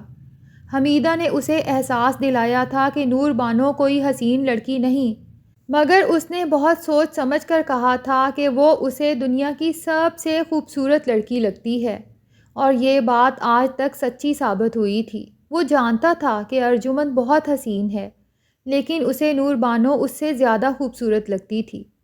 تو عبدالحق جانتا تھا کہ نور بانو حاسد اور تنگ نظر ہے، اس کی فطرت قابضانہ ہے۔ اس نے کوشش کی تھی کہ نور بانو کو ان کمزوریوں کا احساس دلائے تاکہ وہ انہیں دور کرنے کی کوشش کرے۔ ایسا نہیں ہو سکا، لیکن حمیدہ کے معاملے میں عبدالحق نے اسے یہ احساس دلا دیا کہ وہ ماں ہے، اور اس کے معاملات میں وہ کوئی لحاظ، کوئی مروت نہیں کرے گا۔ اس نے نور بانو کو جتا دیا کہ حمیدہ کا حکم وہ کبھی نہیں ٹال سکے گا، اور اس میں اس نے بہت سختی دکھائی، لیکن بدقسمتی سے نور بانو کے معاملے میں وہ ایسا نہیں کر سکا۔ اس نے اس بات کی اہمیت سمجھی ہی نہیں۔ محبت اپنی جگہ، لیکن وہ حقیقت پسند تھا۔ وہ جانتا تھا کہ ارجمن ہر طرح سے نور بانو سے برتر ہے۔ در حقیقت ان کے درمیان موازنہ کرنا ممکن ہی نہیں تھا، اور وہ یہ بھی جانتا تھا کہ ارجمن اس سے کتنی محبت کرتی ہے اور اس محبت میں کتنی گہرائی ہے۔ سب سے بڑی بات یہ کہ اس کی محبت بے طلب تھی۔ وہ محبت کے جواب میں کچھ مانگتی بھی نہیں تھی، اور وہ محبت صرف دنیاوی نہیں تھی، وہ اللہ کے تعلق کے ساتھ تھی۔ وہ جانتا تھا کہ ایسی محبت کتنی بڑی نعمت ہوتی ہے، مگر اس کا کیا کرتا کہ وہ پہلے ہی سے نور بانو کا اسیر تھا۔ لیکن اس کا یہ مطلب بھی نہیں تھا کہ وہ اس کی محبت کی ناقدری کرے، ارجمن کے ساتھ بے انصافی بلکہ زیادتی کرے۔ زیادتی ہونے دے، یہ بھی زیادتی ہی ہے۔ اس نے عارف کے سامنے یہ بات قبول تو نہیں کی، لیکن دل میں مان لیا کہ نور بانو نے مکاری سے کام لیا ہے۔ اس نے دانستہ اسے ارجمن سے دور کیا ہے، اور یہ سچ تھا کہ وہ ارجمن سے سگی بہن جیسی محبت کرتی تھی۔ اگر وہ اس کے ساتھ ایسا کر سکتی ہے تو اس کی جگہ کوئی اور ہوتا تو نہ جانے اس کے ساتھ کیا کرتی۔ عارف نے نور بانو کے سلسلے میں جو یہ توجیہ کی تھی کہ اس نے ارجمن سے کیوں اس کی شادی کرائی، تو عبدالحق اسے تسلیم کرنے پر مجبور ہو گیا۔ اس روز پہلی بار اسے نور بانو پر غصہ آیا تھا۔ وہ محبت کیا جو آدمی کو اللہ سے غافل کر دے، اسے اللہ کا مجرم بنا دے۔ وہ یہ یاد کرنا بھی نہیں چاہتا تھا کہ اس محبت نے ابتدا میں تو اسے نماز اور قرآن سے بھی دور کر دیا تھا، مگر اسے یہ یاد تھا کہ ارجمن کی آمد نے دوبارہ اسے اللہ کی راہ پر لگایا تھا۔ اس نے فیصلہ کر لیا کہ بڑے خسارے سے بچنے کے لیے اسے بہت محتاط رہنا ہوگا۔ شدید بیماری بھی حمیدہ کی اس خواہش کو کمزور نہیں کر سکی تھی کہ عبدالحق کے ہاں اولاد ہو تو اس کی نگاہوں کے سامنے ہو۔ یہ تو اس کا بہت بڑا ارمان تھا، اس سے وہ دستبردار ہونا نہیں چاہتی تھی۔ اس نے حساب لگایا، ابھی 2 ماہ باقی تھے۔ یہ بھی اچھی بات تھی کہ صفیہ بیگم اس کے ساتھ ہی آئی تھیں، وہ اب بھی ان کے ساتھ ایبٹ آباد جا سکتی تھی۔ اکیلے پن کی کوئی بات ہی نہیں تھی۔ حق نگر سے آتے ہی وہ بیمار پڑ گئی تھی۔ اب اس بات کو 1.5 ماہ ہو چکا تھا۔ ابتدا میں تو وہ اتنی کمزور تھی کہ ہلنا بھی اس کے اختیار میں نہیں تھا، لیکن اب آہستہ آہستہ کمزوری دور ہو رہی تھی۔ حکیم صاحب کا تو کہنا تھا کہ کم از کم 4 ماہ اسے آرام کرنا چاہیے، لیکن طبیبوں کا کیا ہے، وہ تو بات کا بتنگڑ بنا دیتے ہیں۔ ہسپتال کے ڈاکٹر نے تو کہا تھا کہ 6 ماہ تک وہ بستر سے اترنے کا خیال بھی دل میں نہ لائے، بلکہ اس کے چہرے تاثر سے تو اندازہ ہوتا تھا کہ وہ دل ہی دل میں اس کے لیے فاتحہ پڑھ رہا ہے۔ یہ سوچتے ہوئے وہ مسکرا دی۔ اب وہ ڈاکٹر اسے دیکھے تو شاید مایوس ہو، کیونکہ اس کے اندازے کے برعکس وہ صرف 1.5 مہینے میں اس حد تک سنبھل گئی ہے کہ خود سے اٹھ کر بیٹھ جاتی ہے۔ اس میں عبدالحق کا بھی بڑا دخل تھا۔ دفتر جانے کے 1 ہفتے بعد ہی وہ خلاف توقع آ گیا تھا۔ وہ تو اسے دیکھ کر کھل گئی تھی۔ میں تو سمجھی تھی کہ اب تیرا آنا مشکل ہے پتر، اس نے کہا تھا۔ میرا تبادلہ پھر کراچی ہو گیا ہے اماں۔ لے، اسلام آباد تو پھر قریب تھا، کراچی تو بہت دور ہے، وہ بولی۔ فاصلوں سے کچھ نہیں ہوتا اماں، اللہ کی عطا کی ہوئی آسانی سب سے بڑی نعمت ہے، عبدالحق نے کہا تھا۔ میری کچھ شرطیں مان لوگی تو میں ہر ہفتے یہاں آؤں گا اور اتوار تک تمہارے ساتھ رہوں گا۔ ماں سے شرطیں لگاتا ہے، اس نے ملامت بھرے لہجے میں کہا۔ مجبوری ہے اماں، اب دیکھو نا، اتنی دور سے ہر ہفتے آنا اور 1 دن بعد واپس جانا کوئی آسان تو نہیں۔ حمیدہ نے سوچا بات تو سچی ہے۔ اس نے کہا بول کیا شرط ہے تیری؟ اس کے لیے تو میں ہر شرط مان لوں گی۔ حکیم صاحب کی ہر بات ماننی ہوگی، پرہیز کرنا ہوگا، مکمل آرام کرنا ہوگا۔ یہ سب کچھ تو میں کرتی ہوں، پر اب میری طبیعت بہتر ہے اور حکیم جی کی سمجھ میں یہ بات نہیں آتی۔ حکیم وہ ہے اماں، تم نہیں ہو۔ ٹھیک ہے، پھر تو ہر ہفتے آئے گا نا؟ جھوٹا وعدہ میں نہیں کرتا اماں، پر یہاں خالہ کو جج بنا کر چھوڑ جاؤں گا، عبدالحق نے صفیہ کی طرف اشارہ کرتے ہوئے کہا۔ آؤں گا تو ان سے پوچھوں گا کہ تم نے کوئی گڑبڑ تو نہیں کی ہوگی تو فوراً واپس چلا جاؤں گا، اور اگلے ہفتے بھی۔ تو ہر ہفتے آئے، اس کے لیے تو میں کچھ بھی کر سکتی ہوں پتر، حمیدہ نے اس کی بات کاٹ دی۔ اور عبدالحق نے اپنا وعدہ نبھایا۔ وہ ہفتے کی سپہر آ جاتا تھا اور اتوار کی رات واپس جاتا تھا، بلکہ کبھی تو پیر کی صبح واپس جاتا تھا۔ تو کتنا تھک جاتا ہوگا پتر؟ دوسری بار وہ آیا تو حمیدہ نے اس سے کہا۔ اتنا لمبا سفر ہے۔ عبدالحق ہنسنے لگا۔ ہوائی جہاز میں نہ تو سفر لمبا ہوتا ہے اماں، اور نہ ہی تھکن ہوتی ہے، بس 3 گھنٹے لگتے ہیں۔ یہ کیسے ہو سکتا ہے؟ اڑ کر جاتے ہیں نا اماں۔ حمیدہ کو یقین نہیں آیا۔ تم جلدی سے اچھی ہو جاؤ تو تمہیں بھی اپنے ساتھ اڑا کر لے جاؤں گا اماں، پھر خود دیکھ لینا۔ اور عبدالحق جب بھی آتا صفیہ کے لیے خاص طور پر کچھ نہ کچھ لے کر آتا۔ حمیدہ کو اس سے یہ بات کہنے کی ضرورت نہیں پڑی۔ صفیہ دل میں تو خوش ہوتی، لیکن زبان سے کہتی تم اتنا تکلف کیوں کرتے ہو بیٹے؟ واہ، بیٹا بھی کہتی ہیں اور محبت کو تکلف بھی کہتی ہیں، عبدالحق نے کہا۔ جیسے اماں ہیں ویسے ہی آپ ہیں میرے لیے۔ صفیہ کی آنکھیں بھیگ گئیں۔ یہ دیکھ کر عبدالحق نے بات کو مزاحیہ رخ دے دیا۔ اور یہ تو آپ کی فیس ہے خالہ، آپ اماں کی جاسوسی کرتی ہیں نا میرے لیے۔ اور آنکھوں میں آنسو ہونے کے باوجود صفیہ مسکرا دیں۔ عبدالحق کے باقاعدگی سے آنے سے حمیدہ کو بہت فائدہ ہوا۔ تقویت تو اپنی جگہ تھی، وہ آتا تھا تو اس کا خاص طور پر خیال رکھتا، اس کے سارے کام خود کرتا، دوا پلاتا، پھر بیٹھ کر اس سے باتیں کرتا، تمام وقت وہ اس کے ساتھ ہی گزارتا۔ شاید اسی لیے وہ اتنی تیزی سے سنبھلی تھی۔ وہ آتا تو جیسے اس کی طاقت بڑھ جاتی۔ دن گن گن کر وہ ہفتے کا انتظار کرتی۔ اب ذرا طبیعت سنبھلی تو حمیدہ کو پھر ایبٹ آباد یاد آ گیا۔ اب تو مجھے لگتا ہے آپا کہ میں سفر کر سکتی ہوں، اس روز اس نے صفیہ سے کہا۔ یہ تو حکیم صاحب سے پوچھنا ہوگا، صفیہ نے کہا۔ اپنی طاقت کا مجھے پتا ہوگا یا حکیم صاحب کو؟ حمیدہ نے چڑ کر کہا۔ ضرورت سے جاتی ہو تو رابعہ سہارا دیتی ہے تمہیں، باتیں ایبٹ آباد جانے کی کر رہی ہو۔ یہ تو عبدالحق کی زبردستی ہے، اللہ رابعہ کو خوش رکھے، مگر مجھے تو اپنا آپ بوجھ لگنے لگا ہے اس پر۔ خدا کا شکر ادا کرو باجی، صفیہ نے کہا۔ اتنے دن اٹھنے کے قابل نہیں تھیں تو بستر پر ہی سب کچھ کرتی تھی نا، مجبوری میں۔ اور رابعہ تو بڑی جاں نثار ہے، اللہ بہت اجر دے گا اسے۔ تو آج میں بغیر سہارے کے خود ہی جا کر دیکھتی ہوں۔ سچ کہتی ہوں، مجھے نہیں لگتا کہ اب مجھے سہارے کی ضرورت ہے۔ نہیں باجی، یہ سب تم عبدالحق کے سامنے ہی کرنا، ورنہ وہ پوچھے گا تو جھوٹ تو نہیں بولوں گی میں۔ اور پھر وہ ہر ہفتے آنا چھوڑ دے گا۔ حمیدہ کو یہ بات ماننی پڑی۔ وہ عبدالحق کی آمد کا انتظار کرنے لگی۔ عبدالحق آیا تو اس نے یہ بات اس سے کی۔ عبدالحق نے صاف انکار کر دیا۔ پہلے میں حکیم صاحب سے پوچھوں گا، اس نے کہا۔ حمیدہ کو جلال آ گیا۔ ماں ہوں تیری، کیا تیرے حکم پر چلوں گی؟ نہیں اماں، کیوں گناہ گار کرتی ہو مجھے؟ مگر ابھی اتنی طاقت نہیں ہے تم میں، دیکھنے سے نظر آتا ہے۔ یہ تو ایبٹ آباد جانے کے چکر میں ہیں۔ صفیہ نے بھید کھول دیا۔ عبدالحق پریشان ہو گیا۔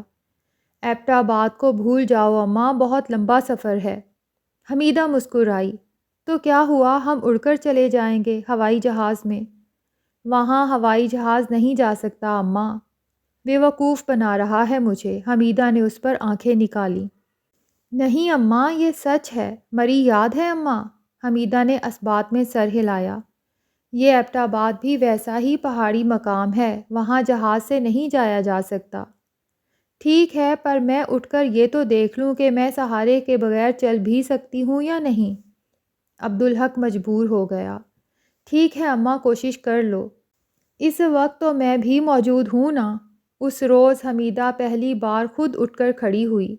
اب تک وہ سہارے سے اٹھتی رہی تھی۔ اب اپنی ٹانگوں پر زور دیا تو ایک لمحے کے بعد اسے محسوس ہوا کہ اس کی ٹانگوں میں ابھی دم نہیں ہے۔ پھر بھی اس نے جیسے تیسے ایک قدم اٹھا لیا، مگر دوسرا قدم اٹھاتے ہی اسے چکر آ گئے اور وہ بری طرح ڈگمگا گئی۔ عبدالحق چوکنا تھا، اس نے تیزی سے اسے سنبھالا اور گود میں اٹھا کر اسے بستر پر لٹا دیا۔ دیکھا اماں، حکیم صاحب غلط تو نہیں کہتے، عبدالحق نے کہا۔ حمیدہ سے بولا نہیں گیا، اس کی سانسیں بے ترتیب ہو گئی تھیں۔ اس کے چہرے پر یاس دیکھ کر عبدالحق تڑپ گیا۔ وقت لگے گا اماں، پریشانی کی کوئی بات نہیں، اس نے انہیں دلاسا دیا۔ طاقت آئے گی تو پہلے تھوڑا تھوڑا کر کے چلوں گی۔ حکیم صاحب کا اندازہ درست ہے اماں۔ ٹھیک ہے، حمیدہ نے مرے مرے لہجے میں کہا۔ تو ایک مہربانی کر دے، نور بانو کو یہاں لے آ۔ اب یہ اس کے لیے بھی ممکن نہیں رہا اماں، عبدالحق نے کہا۔ پر تو نے اسے اجازت ہی کیوں دی پتر؟ حمیدہ کے لہجے میں شکایت تھی۔ عبدالحق چند لمحے سوچتا رہا، پھر بولا، بس غلطی ہو گئی اماں۔ حمیدہ سرد آہ بھر کے رہ گئی۔ صبر کے سوا کوئی چارہ نہیں تھا۔ اللہ کی مرضی۔ نور بانو ارجمند کی باتوں پر غور کرتی رہی تھی۔ سچ یہ ہے کہ ارجمند نے اس کی آنکھیں کھول دی تھیں۔ اپنی تمام غلطیاں اسے نظر آ گئی تھیں۔ اسے احساس ہوتا تھا کہ اس نے بڑے ظلم کیے ہیں۔ کسی کو بھی نہیں چھوڑا اس نے۔ ان سب لوگوں کو اس نے تکلیف پہنچائی جو اس سے محبت کرتے تھے۔ حمیدہ، عبدالحق، ارجمند اور ساجد۔ سب سے بڑی بات یہ کہ اس نے اپنی جان پر بڑا ظلم کیا تھا۔ دوسروں کے ساتھ جو کچھ ہوا وہ اسی کا نتیجہ تھا۔ وہ نماز کی پابند تھی، باقاعدگی سے قرآن پڑھنے والی تھی، اور مکمل نہ صحیح اس نے حدیث کی تعلیم بھی حاصل کی تھی، مگر عبدالحق پر قابض ہونے کے اور اپنے حسد اور احساس کمتری کے چکر میں اس نے سب کچھ چھوڑ دیا تھا۔ غضب خدا کا، میں نے تو اللہ کو بھی چھوڑ دیا، سوچتے ہوئے وہ بلند آواز میں بڑبڑائی۔ پھر اس نے گھبرا کر ادھر ادھر دیکھا، لیکن کمرے میں کوئی بھی نہیں تھا۔ اسے سب کچھ یاد آیا، نہ صرف یاد آیا بلکہ اسے دکھائی دیا۔ وہ گزرے ہوئے لمحے کو دیکھ سکتی تھی۔ اللہ نے کتنے کرم کیے تھے اس پر، کیسے کیسے نوازا اسے۔ دہلی میں اسے موت سے بھی بچایا اور بے عزتی سے بھی۔ بے یار و مددگار ہونے کے باوجود اسے پناہ دی، عزت دی، مقام دیا۔ وہ ہندو سمجھ کر عبدالحق کو حقیر سمجھتی تھی، پھر اس نے دیکھا کہ اللہ نے عبدالحق کو کتنی بلندی عطا فرمائی۔ اللہ نے ہی اس کی دلی خواہش پوری کرنے کا اہتمام فرمایا، ورنہ عبدالحق کے ساتھ اس کا کیا جوڑ تھا، نہ ظاہری طور پر نہ باطنی طور پر۔ مگر عبدالحق کے دل میں اللہ نے اس کی محبت ڈال دی، اللہ نے انہیں ملا دیا۔ اللہ نے تو اپنی رحمت سے عبدالحق اسے پکا پکا دے دیا تھا، مگر خود اس کے اندر بڑی کھوٹ تھی۔ احساس کمتری کا سب سے بڑا دشمن تھا۔ اس کی وجہ سے کیسی کیسی خرابیاں پیدا ہو گئیں اس میں۔ حسد، بدگمانی، احسان فراموشی، تنگ نظری، سب اس احساس کمتری کے ہی تحفے تھے۔ مگر اب وہ سمجھ سکتی تھی کہ بنیادی خرابی اس کا ناشکرا پن تھا۔ وہ شکر گزار ہوتی تو کوئی فساد نہ ہوتا، احساس کمتری بھی نہ ہوتا، بلکہ خود اعتمادی ملتی اسے۔ کیا اسے نہیں معلوم تھا کہ سب کچھ اللہ ہی دیتا ہے، اور وہ جب چاہتا ہے جو چیز چاہے واپس لے لیتا ہے؟ بندہ اس میں کچھ نہیں کر سکتا۔ تو آدمی ڈرے تو بس اللہ سے ڈرے، اور کچھ چاہے تو بس اللہ سے مانگے۔ اس نے یاد کرنے کی کوشش کی کہ وہ کب اللہ سے، قرآن سے، نماز سے دور ہوئی، اور اسے یاد آ گیا۔ جب یاد آیا تو اس پر تھر تھری چڑھ گئی۔ وہ رمضان المبارک کا آخری عشرہ تھا اور اس کے فوراً بعد اس کی عبدالحق سے شادی ہونا تھی۔ وہیں سے اس کی تباہی کا آغاز ہوا تھا۔ شیر خوار ساجد کو اس نے اپنا رقیب بنا لیا تھا، اور اس جہالت میں اس نے غضب کر دیا۔ تاک راتوں میں اس نے اپنے لیے دعا کی، اس بات سے بے خبر کہ وہ بد دعا ہے۔ اس نے اپنے لیے اولاد سے محرومی کی دعا کی۔ اسے یہ بھی خیال نہیں آیا کہ یہ محرومی عبدالحق کی بھی ہوگی، اور کم از کم اس کی محرومی کے لیے دعا کرنے کا تو اسے کوئی حق نہیں۔ یہ سوچتے ہوئے وہ پھر کانپ گئی۔ یہ تو بہت بڑا جرم تھا، اس پر اللہ کبھی معاف نہیں کرے گا۔ پہلے عبدالحق سے معافی مانگنی ہوگی، اور یہ سننے کے بعد معاف کرنا تو دور کی بات، شاید عبدالحق کبھی اس کی صورت دیکھنا بھی گوارا نہ کرے۔ اس وقت اس نے سوچا کیا تھا؟ یہ کہ اس کے اور عبدالحق کے درمیان کوئی کبھی حائل نہ ہو۔ اس نے نہیں سمجھا کہ اولاد میاں بیوی کے درمیان حائل نہیں، شامل ہوتی ہے۔ وہ تو ان کے تعلق کو، رشتے کو، ان کی محبت کو مضبوط کرتی ہے۔ وہ تو یہ بھی نہیں سمجھی کہ اولاد کے بغیر عورت اس درخت کی طرح ہوتی ہے جو پھل سے بھی محروم ہو اور پھول سے بھی، اور اس کی چھاؤں بھی نہ ہو۔ اولاد تو عورت کی تکمیل کرتی ہے، بانجھ عورت تو عورت ہی نہیں ہوتی۔ اور وہ ایسی بد نصیب عورت تھی جس نے رمضان کے آخری عشرے کی تاک راتوں میں اپنے لیے بانجھ پن کی دعا کی تھی، اور وہ دعا قبول ہو گئی۔ اب وہ سمجھ سکتی تھی کہ اس نے عبدالحق پر قابض ہونے، اسے صرف اپنا بنائے رکھنے کے لیے اپنی جہالت میں جو دعا کی تھی، وہ تو در حقیقت اسے کھونے کی دعا تھی۔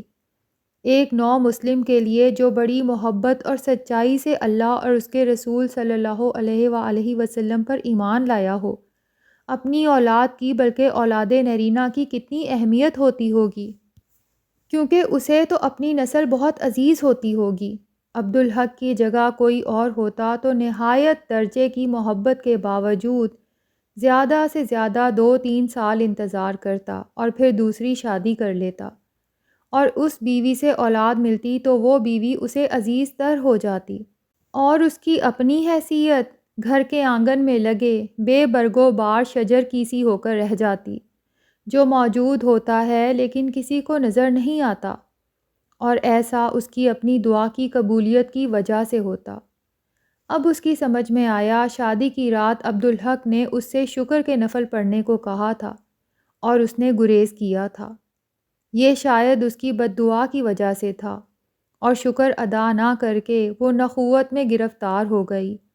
شکر ادا کرتی تو اسے خوشی اور خود اعتمادی ملتی، احساس کمتری دور ہو جاتا، لیکن اس نحوست نے اسے نیک اعمال سے دور کر دیا۔ اس کا احساس کمتری الگ بڑھ گیا۔ عبدالحق کو جکڑ کر رکھنے کا شوق ایک منحوس مرض کی صورت اختیار کر گیا۔ اس کے لیے اس نے جسم کا سہارا لیا۔ دیر سے سونا، دیر سے اٹھنا معمول بن گیا۔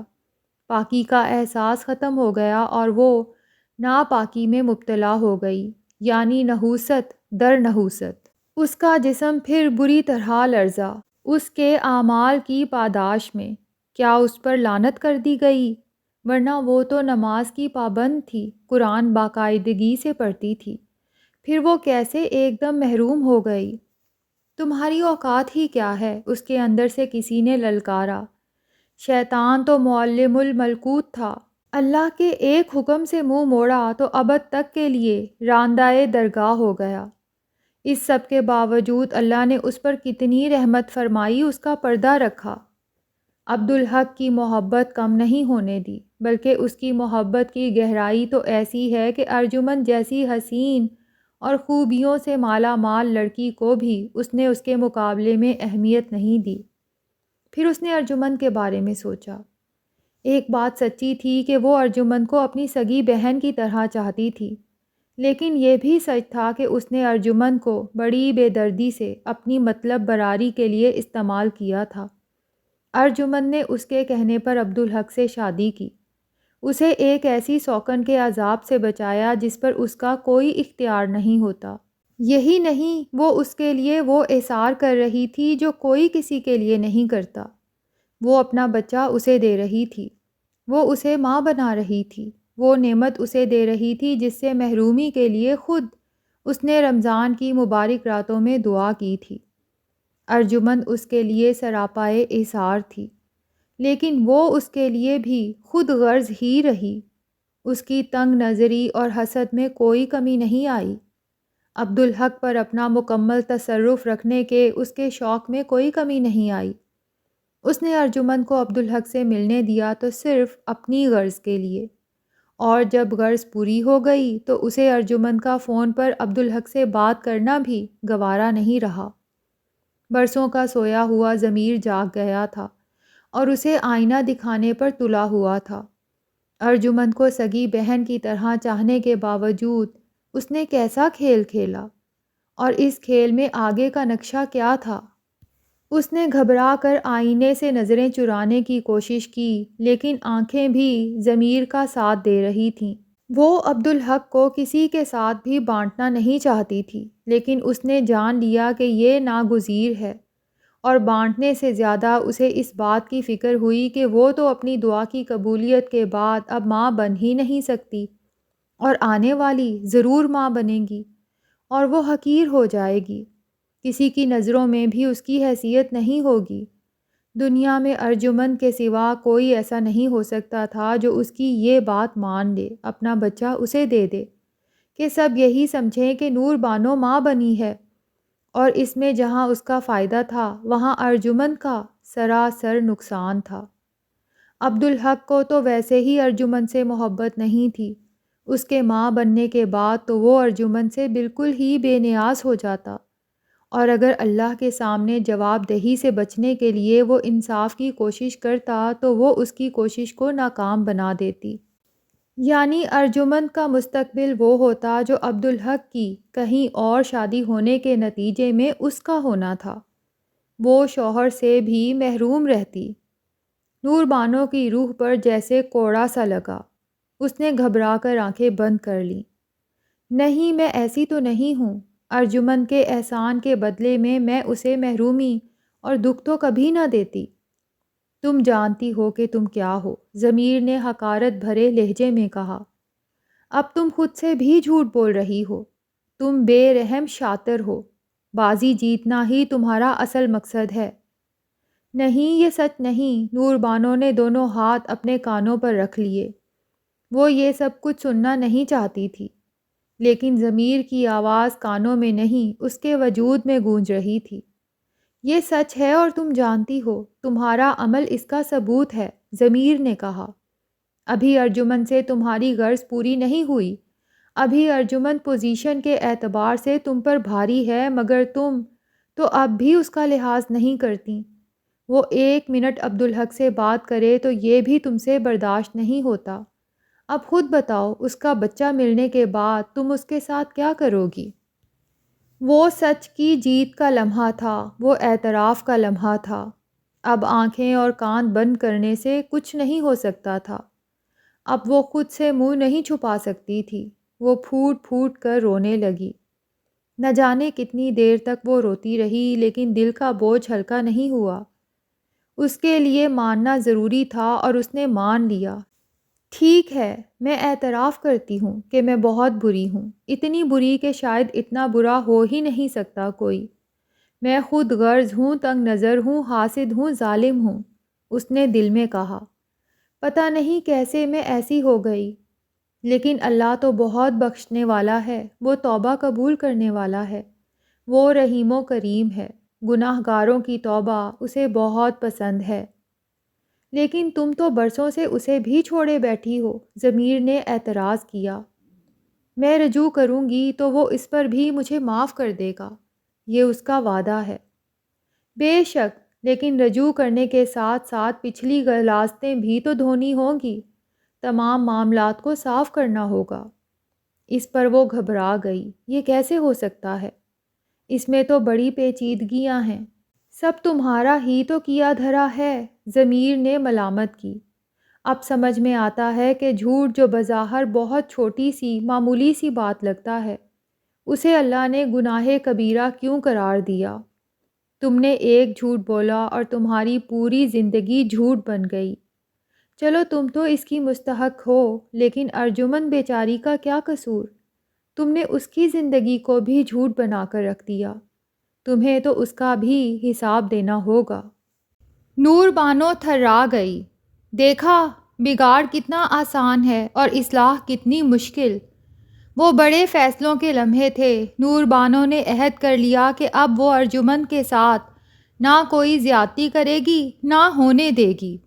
وہ ہنسی خوشی اسے عبدالحق سے ملائے گی، اسے اس کے حق سے بھی زیادہ دے گی، اس سے اتنی محبت کرے گی کہ پچھلی تمام زیادتیوں کی تلافی کر دے گی۔ اور ضمیر نے زہر خند کیا، اور میں نماز قائم کروں گی اور قرآن سے دوبارہ جڑوں گی۔ اس کی ہی وجہ سے تو عبدالحق صاحب کو مجھ سے محبت ہوئی تھی۔ اور میں توبہ کروں گی، سچی توبہ، اور زندگی بھر مسلسل استغفار کروں گی۔ اللہ کی رحمت اور مغفرت سے امید ہے کہ وہ مجھے بخش دے گا۔ سچی توبہ تو عملی ہوتی ہے، عمل کے بغیر نہیں۔ تو میں تلافی کروں گی نا۔ اور یہ جو جھوٹ کی اتنی بڑی عمارت کھڑی کر دی ہے تم نے، اسے کون گرائے گا؟ تم نہیں گراؤ گی اسے؟ نور بانو چکرا گئی۔ یہ تو بہت بڑا امتحان تھا، یہ کیسے ٹھیک ہو سکتا تھا؟ ابھی تو ممکن نہیں۔ ابھی سب کچھ کھول دوں، سچ بول دوں تو کیسی جگ ہنسائی ہوگی، اور عبدالحق صاحب کو تو شاید میں کھو ہی بیٹھوں۔ انہیں جھوٹ سے سخت نفرت ہے۔ اس سے ارجمن کو تو بہت فائدہ ہوگا، اس کا ایثار تو مثالی قرار پائے گا، وہ سب کی نظروں میں اچھی ہے اور بلند ہو جائے گی، مگر مجھے تو سب لعنت ملامت کریں گے۔ زبان سے نہیں کریں گے تو آنکھیں بولیں گی، پھر تو ہر طرف ارجمند ہی ارجمند ہوگی۔ آ گئی نا اپنی اوقات پر، ضمیر نے ملامت کی۔ پھر شروع ہو گیا حسد۔ ابھی تو ارجمند کے لیے بڑے بڑے دعوے کر رہی تھیں۔ نور بانو نے بے ساختہ اپنے کان پکڑے اور دونوں رخساروں پر تماچے مارے۔ توبہ میرے اللہ، اب نہیں کروں گی۔ تو جھوٹ کی یہ ناؤ چلتی رہے گی، اور یہ چلتی رہے گی تو توبہ کیسے قبول ہوگی؟ نور بانو سوچتی رہی، گہری سوچ۔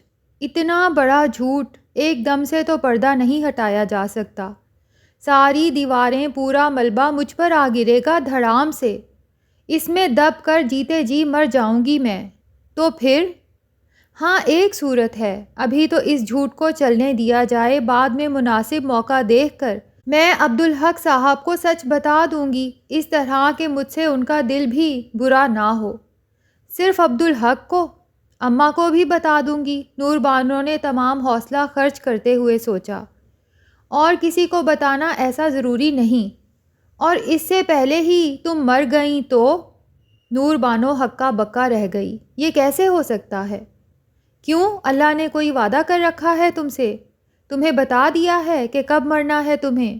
زندگی کا تو ایک پل کا بھی بھروسہ نہیں۔ تب تو یہ سب لا حاصل ہو جائے گا۔ نور بانو مایوس ہو گئی۔ جی میں تو آیا کہ ابھی عبدالحق کو فون کر کے اسے حقیقت بتا دے، لیکن اس میں اتنی ہمت نہیں تھی۔ اس نے سوچا یہ کام تو بعد میں ہی کیا جا سکتا ہے۔ تاہم اس نے تلافی کی طرف قدم بڑھا دیا۔ اس نے وضو کیا۔ نماز کے لیے کھڑے ہونے سے پہلے اس نے ارجمن سے کہا، اتنے دن ہو گئے ان کا فون نہیں آیا، تم انہیں فون کیوں نہیں کرتی؟ آپ کر لینا آپی، میں تو نماز پڑھنے جا رہی ہوں، پھر قرآن پڑھوں گی۔ تم فون کرو انہیں اور اچھی طرح بات کرو ان سے، دیر تک بات کرو، خوب ساری باتیں کرو۔ وہ بھی کیا سوچتے ہوں گے کہ نئی نویلی دلہن کو فکر ہی نہیں ہے ہماری۔ ارجمن نے حیرت سے اسے دیکھا۔ نماز، قرآن اور یہ فون کی فرمائش، دنیا ہی بدل گئی ہے کیا؟ بس تم فون کرو انہیں جلدی سے۔ اور ہاں، میرا سلام کہہ دینا انہیں۔ یہ کہہ کر نور بانو دوسرے کمرے کی طرف چلی گئی۔ ارجمن نے فون کی طرف ہاتھ بڑھایا۔ نور بانو کے شب و روز بدل گئے، نماز، قرآن، توبہ اور استغفار، مگر اس کے دل میں موت کا خوف بیٹھ گیا تھا۔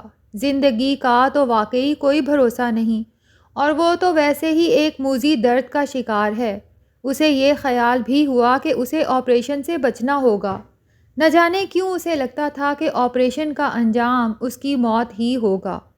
درد ہر تیسرے چوتھے دن ہوتا تھا مگر شدید نہیں، اور دوا سے آرام آ جاتا تھا، لیکن نور بانو اس بات سے ڈرتی تھی کہ دوا سے درد کم نہ ہوا تو ہسپتال جانا پڑے گا، اور وہاں ڈاکٹر آپریشن پر تلا بیٹھا ہے۔ اس نے ایک دن رشیدہ سے کہا، یہاں پرائیویٹ ڈاکٹر بھی تو ہوں گے؟ بہت ہیں، بڑے بڑے ڈاکٹر ہیں، ضرورت کے وقت گھر پر بھی آتے ہیں مریض کو دیکھنے۔ جی ہاں، بس فیس زیادہ لیتے ہیں۔ اس کی کوئی بات نہیں، دیکھ رشیدہ، میں اب ہسپتال نہیں جانا چاہتی، ضرورت پڑنے پر ڈاکٹر یہیں آ جائے تو بہتر ہے۔ میں اس مرض کے خاص ڈاکٹر کے بارے میں معلوم کرتی ہوں، رشیدہ نے کہا۔ پھر ایک بار آپ اپنے ایکس رے اور رپورٹیں لے کر اس کے مطب چلی جائیے گا، اس کے بعد ضرورت پڑنے پر اسے گھر بلا لیں گے۔ خدا نہ خواستہ تو کہہ دیا کر، نور بانو نے اسے جھڑک کر کہا۔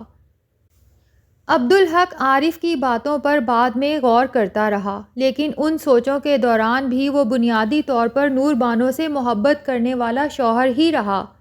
البتہ ارجمن کے معاملے میں وہ اللہ کے سامنے جواب دہی سے بھی خوف زدہ تھا۔ غور کرنے کے لیے وہ خود کو ماضی میں لے گیا۔ نور بانو نے لاہور پہنچتے ہی اماں سے اس کی اور ارجمن کی شادی کی بات کی تھی، اور اس کے بعد اس سے اس شادی کی فرمائش کی تھی۔ پھر شادی کے ہر مرحلے میں وہ پیش رہی تھی۔ اس کے خلوص سے کوئی انکار نہیں کر سکتا تھا۔ اس معاملے میں سبھی اس کی محبت اور خلوص کے معترف تھے۔ وہ تو مثال بن گئی تھی۔ عبدالحق کو اپنی سہاگ رات یاد آئی۔ جو کچھ چاہتا تھا اور نور بانو نے نہیں کیا تھا، ارجمن نے اپنی سہاگ رات میں اس سے بڑھ کر کیا۔ اس کا اسے فجر سے پہلے غسل کے لیے اصرار کے ساتھ جگانا یاد تھا۔ اس کے سخت لہجے کے باوجود اس نے اسے جگایا تھا اور کہا تھا کہ نہیں جاگا تو وہ نماز کے خسارے میں پڑ جائے گا، اور یہ اسے گوارا نہیں۔ اور اگلی رات نور بانو کی تھی۔ اس صبح جو نور بانو نے کہا وہ بھی اسے یاد تھا۔ وہ صبح غسل کے لیے اٹھا اور نماز کے لیے گیا۔ نور بانو کی نیند اچٹی ہو گئی۔ اس نے اسے موجود نہ پایا تو شک میں مبتلا ہوئی۔ اس کا خیال تھا کہ وہ اور ارجمن ساتھ ہوں گے۔ وہ ان دونوں کو ڈھونڈتی پھری۔ گیسٹ روم کے بارے میں اسے یقین ہو گیا کہ وہاں اسے وہ دونوں یکجا نظر آئیں گے، لیکن وہاں اسے ارجمن نماز پڑھتی ملی، اور پھر وہ خود بھی مسجد سے واپس آ گیا۔ نور بانو کیسی کھسیائی تھی! یہ نور بانو کی فطرت تھی۔ شادی اس نے خود کرائی تھی۔ ارجمن کو وہ بہنوں کی طرح چاہتی تھی، لیکن اس کے معاملے میں نور بانو کے حسد اور ارجمن بھی محفوظ نہیں تھے۔ یعنی عارف بھائی نے غلط نہیں کہا تھا۔ ارجمن کو اپنے ساتھ ایبٹ آباد نور بانو دانستہ لے کر گئی تھی۔ مقصد ان دونوں کو ملنے سے روکنا تھا۔ مگر پھر عبدالحق کو ایک ایسی بات یاد آئی جو نور بانو کے حق میں جاتی تھی۔ ارجمن سے اس کی شادی کے بمشکل 2 ہفتے بعد ڈاکٹر صاحب کا انتقال ہوا تھا۔ وہ سب لوگ گاؤں گئے تھے۔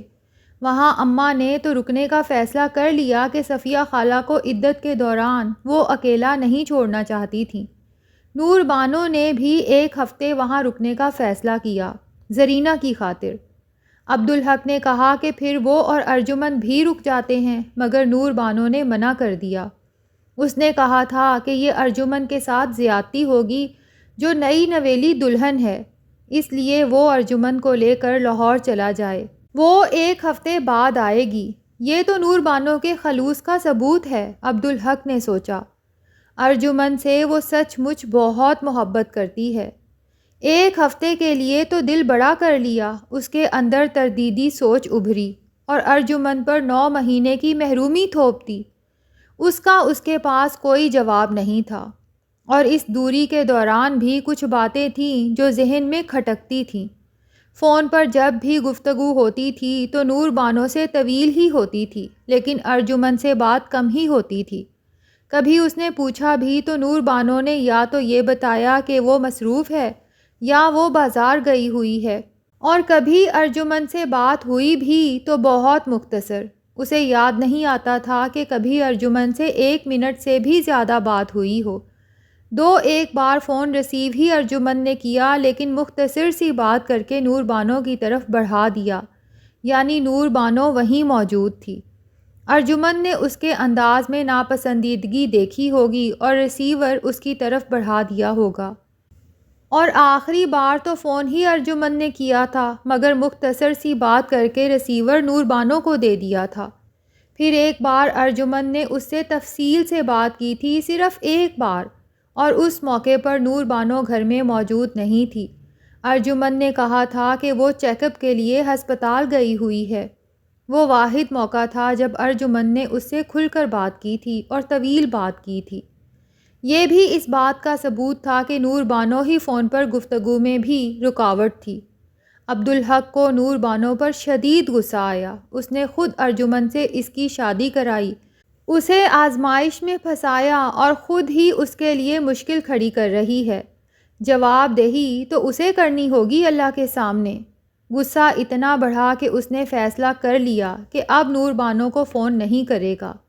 اتنا وقت گزر چکا تھا اور اب اتنے تھوڑے دن رہ گئے تھے، ورنہ وہ جا کر ارجمن کو اپنے ساتھ لے آتا۔ اب ایسے عرصے میں نور بانو کو کوئی ٹھیس پہنچانا عقل مندی نہ ہوتی۔ ایک بات اس نے ضرور سوچی کہ کچھ بھی ہو، اللہ نے نور بانو کو اس کے ایثار کے صلے میں بہت نوازا۔ کیسی عجیب کہانیوں کی سی بات ہے کہ نور بانو نے اولاد کی خاطر اسے خوش کرنے کے لیے ارجمن سے اس کی شادی کرائی، اور صرف 15 دن بعد اللہ نے اسے ہی اولاد کی خوشخبری عطا کر دی۔ وہ واقعی فون نہ کرتا، مگر ایبٹ آباد سے ہی فون آ گیا، اور وہ بھی ارجمن کا۔ حمیدہ کو بڑی مایوسی ہوئی کہ وہ اس درجہ کمزور ہو چکی ہے کہ گھر میں بھی بغیر کسی سہارے کے نہیں چل سکتی، جبکہ وہ تو ایبٹ آباد جانا چاہتی تھی۔ اس کا بس چلتا تو وہ اڑ کر ایبٹ آباد پہنچ جاتی۔ کیسا ارمان تھا اسے عبدالحق کی اولاد کا، اس کا بس چلتا تو وہ ہر لمحے نور بانو کو اپنے ساتھ رکھتی، ایک لمحے کے لیے بھی اسے نظر سے اوجھل نہ ہونے دیتی۔ لیکن قسمت کا کیا کیجیے، پہلے تو ڈاکٹر صاحب کا انتقال ہوا اور اسے حق نگر جانا پڑا۔ اس دوران نور بانو ایبٹ آباد چلی گئی۔ اب صفیہ آپی کی عدت پورے ہونے کے بعد وہ ایبٹ آباد جانے کے ارادے سے لاہور واپس آئی تو بیمار پڑ گئی۔ یہ تو سیدھی سی بات ہے، اللہ کو یہ منظور ہی نہیں کہ یہ سب کچھ میرے سامنے ہو۔ کون جانے میں عبدالحق کے بچے کو دیکھنے کے لیے زندہ ہی نہ رہوں۔ اس نے اس خیال کو تیزی سے اپنے ذہن سے جھٹکا۔ بابا نے کہا تھا کہ وہ دیکھے گی، عبدالحق کے بچے کو گود میں کھلائے گی۔ بابا کا خیال آیا تو ایک اور سوچ ابھری۔ جب نور بانو نے اصرار کر کے ارجمن سے عبدالحق کی شادی کرائی تھی تو اس کا خواب پورا کیا۔ تب اس نے سوچا کہ ارجمن سے عبدالحق کو اولاد ملے گی، اور بہت اچھی اور نیک اولاد ملے گی۔ لیکن 15 دن کے بعد خوشخبری آئی تو نور بانو کی طرف سے۔ نہ جانے کیوں حمیدہ کو اس پر یقین نہیں آیا اور مایوسی الگ ہوئی، مگر اس مایوسی پر اس نے توبہ کی اللہ سے کہ وہ کفران نعمت کی مرتکب ہو رہی ہے۔ بچہ نور بانو سے ہو یا ارجمن سے ہوگا تو عبدالحق کا ہی، اور مایوسی کی کوئی بات نہیں۔ بے اولاد تو انشاءاللہ ارجمن بھی نہیں رہے گی۔ یہ سب اپنی جگہ، لیکن کہیں اپنے اندر گہرائی میں اسے احساس تھا کہ اس معاملے میں کہیں کوئی گڑبڑ ہے، بہت بڑی گڑبڑ، لیکن وہ اسے سمجھ نہیں سکتی تھی۔ پھر وہ مٹھائی لے کر بابا کے پاس گئی تو وہاں بابا کی گفتگو نے اس کے اس بے نام اور موہوم احساس کی تائید کر دی۔ بابا اشاروں میں گفتگو کرتے تھے۔ انہوں نے کہا تھا کہ کھیل کھیلنے والوں کو ان کے حال پر چھوڑ دے۔ وہ سمجھتے ہیں کہ جھوٹ کی ناؤ پار لگ جائے گی، لیکن اللہ سب دیکھ رہا ہے۔ انہوں نے کہا تجھے کیا ضرورت ہے سمجھنے کی، اللہ کی مرضی ہے تو وہ ان کی مدد بھی کر رہا ہے اور پردہ بھی رکھ رہا ہے۔ لیکن جھوٹ سچ سے کبھی جیت نہیں سکتا۔ تو پریشان نہ ہو، آم کھا، پیڑ گننے کی کیا ضرورت ہے۔ اللہ سب ٹھیک کر دے گا۔ بابا کی بات میں جو اشارہ تھا وہ سمجھ میں آ رہا تھا۔ اسے پہلے ہی خیال تھا کہ نور بانو نے جھوٹ بولا ہے کہ وہ ماں بننے والی ہے، لیکن کیوں بولا اور وہ اتنے بڑے جھوٹ کو کیسے نبھا سکے گی، یہ اس کی سمجھ میں نہیں آیا تھا۔ یہ معاملہ تو چاند کی طرح ہوتا ہے، چاند چڑھتا ہے تو ساری دنیا دیکھتی ہے، بلکہ یہ تو وہ چاند ہوتا ہے جسے کالی گھٹا بھی نہیں چھپا سکتی۔ اسے یقین تھا کہ عبدالحق کے ہاں اللہ کے فضل و کرم سے بیٹا ہوگا۔ بابا نے یہی کہا تھا، بلکہ اس نے تو کہا تھا کہ اسے 2 پوتے ملیں گے، لیکن 10 برس کے وقفے سے۔ اب یہ اس کا دل نہیں مانتا تھا کہ ارجمن کو اللہ 10 سال کے بعد اولاد دے گا۔ پھر اس نے سوچا کہ نور بانو اس معاملے میں کوئی چالاکی نہیں کر سکتی، وہ اس کی نظروں کے سامنے ہی تو ہوگی۔ مگر پھر ڈاکٹر صاحب کے انتقال کی خبر آ گئی۔ وہ سب حق نگر گئے اور وہاں اس نے صفیہ آپا کے ساتھ عدت تک رہنے کا فیصلہ کر لیا۔ یہ قدرتی بات تھی۔ بعد میں اسے خیال آیا کہ اس نے نور بانو کو اپنی نگاہوں سے دور رہنے کا موقع دے دیا ہے۔ پھر اس نے سوچا کوئی بات نہیں، 4 ساڑھے 4 ماہ کی تو بات ہے، کیا فرق پڑتا ہے۔ مگر جب اسے عبدالحق سے پتہ چلا کہ نور بانو ایبٹ آباد چلی گئی ہے اور بچے کی ولادت وہیں ہوگی تو اس کا ماتھا ٹھنکا۔ یہ کون سی تک ہے، اس نے سوچا۔ بات صاف تھی، نور بانو نے اس کے دور ہونے کا فائدہ اٹھایا تھا۔ وہ ہوتی تو اسے کسی قیمت پر گھر سے دور نہیں جانے دیتی، پر عبدالحق سے تو وہ کچھ بھی منوا سکتی تھی، اور اس نے رسماً بھی اس سے اجازت نہیں لی تھی۔ وہ جانتی تھی کہ اجازت اسے نہیں ملے گی اور اسے رکنا پڑے گا، وہ نہیں جا سکے گی۔ ظاہر ہے وہ منع کر دیتی تو عبدالحق اس کے حکم کے سامنے چوں بھی نہ کرتا اور نور بانو بے بس ہو جاتی۔ اور سب سے زیادہ شبہ پیدا کرنے والی بات یہ تھی کہ نور بانو اپنے ساتھ ارجمن کو بھی لے گئی تھی۔ یہ تو بہت بری بات ہے، اس نے سوچا تھا۔ نور بانو نے عبدالحق کو اکیلا چھوڑ دیا۔ 2 بیویوں کے ہوتے ہوئے آدمی اکیلا رہے، یہ تو کوئی بات ہی نہیں۔ اب اس کی سمجھ میں آیا کہ نور بانو نے اسے فون کیوں نہیں کیا۔ ایبٹ آباد جانے پر تو شاید وہ صبر کر لیتی، لیکن عبدالحق پر یہ ظلم تو وہ کسی قیمت پر نہ ہونے دیتی۔ نور بانو کے لیے ارجمن اور عبدالحق پر اپنی بات تھوپنا کچھ مشکل نہیں تھا۔ پھر کراچی سے عبدالحق کا فون آیا تو وہ اور پریشان ہو گئی۔ کراچی پہنچتے ہی عبدالحق کی طبیعت خراب ہوئی، آپریشن کی نوبت آ گئی۔ کم از کم اس موقع پر ارجمن کو اس کے ساتھ ہونا چاہیے تھا۔ اس پریشانی میں وہ عبدالحق سے نور بانو اور ارجمن کے ایبٹ آباد جانے کے بارے میں کچھ پوچھ نہیں سکی۔ اگلی بار اس نے پوچھا تو ملنے والا جواب کم از کم اس کے لیے تو تسلی بخش نہیں تھا۔ اور ارجمن کو ساتھ لے جانے کی وجہ یہ کہ نور بانو اسے بہنوں کی طرح چاہتی ہے، اس سے دور نہیں رہ سکتی۔ عبدالحق نے اس سے معافی مانگی، کچھ کہنے کا فائدہ نہیں تھا، تیر تو کمان سے نکل چکا تھا۔ حمیدہ نے زیادہ بات نہیں کی کہ عبدالحق اور شرمندہ ہوگا۔ پھر بابا کی بات بھی اسے یاد آئی کہ خاموشی سے تماشا دیکھنا، دخل نہ دینا۔ اسے یقین ہو گیا کہ نور بانو کوئی بہت بڑا کھیل کھیل رہی ہے۔ اس کی نگاہوں سے دور بھاگنا اس بات کا ثبوت تھا، مگر کیا نور بانو کو اس کا ڈر نہیں کہ لاہور واپسی کے بعد وہ ایبٹ آباد کا رخ ضرور کرے گی؟ تب وہ کیسے اسے روکے گی، یا خود بھاگ کر کہاں جائے گی؟ مگر لاہور واپس آنے کے بعد اس نے ایبٹ آباد جانے کا ارادہ کیا تھا۔ وہ اتنی بری طرح بیمار پڑ گئی، اب کمزوری کا یہ عالم کہ گھر میں چلنا پھرنا ممکن نہیں۔ ایبٹ آباد جانے کا کیا سوال ہے؟ بابا نے کہا تھا کہ اللہ کی مرضی ہے تو وہ ان کی مدد بھی کر رہا ہے، پردہ بھی رکھ رہا ہے۔ واقعی اس نے دل میں سوچا، اب میں ایبٹ آباد نہیں جا سکتی، یہاں رہنے پر مجبور ہوں تو یہ نور بانو کے لیے آسانی ہی تو ہے، اس کا پردہ چاک نہیں ہو رہا۔ نہ جانے کیوں اسے یقین ہو گیا تھا کہ در حقیقت ارجمن ماں بننے والی ہے اور نور بانو اس کا بچہ ہتھیا لے گی، اسی لیے وہ اسے لے کر دور چلی گئی ہے کہ کسی کو پتہ ہی نہ چلے۔ اس خیال کو اس بات سے اور تقویت ہوتی تھی کہ وہ صرف نوریز اور ارجمن کو ساتھ لے کر گئی۔ نوریز کو تو باہر رہنا تھا، اسے کچھ پتہ ہی نہ چلتا۔ اب پہلا بچہ ہے، کسی عورت کو تو ساتھ رکھنا تھا، وہ رابعہ کو ہی ساتھ لے جاتی، لیکن اس صورت میں بات کھل نہ جاتی۔ یہی بات ہے، یہی معاملہ ہے۔ حمیدہ کا دل گھبرانے لگا۔ اس نے نسیمہ کو بلا لیا۔ دیکھو، میں تو چلنے پھرنے کے قابل نہیں ہوں، تو بابا کے پاس چلی جا۔ ٹھیک ہے اماں، کہنا کیا ہے؟ حمیدہ نے بہت محتاط انداز میں اپنا مدعا بیان کیا کہ بات نسیمہ پر نہ کھلے۔ گھر کی بات نوکروں تک تو نہیں پہنچنی چاہیے، لیکن نسیمہ واپس آئی تو اس کے چہرے پر ہوائیاں اڑ رہی تھیں۔ کیا ہوا نسیمہ، خیر تو ہے؟ اماں، بابا کا تو وصال ہو گیا۔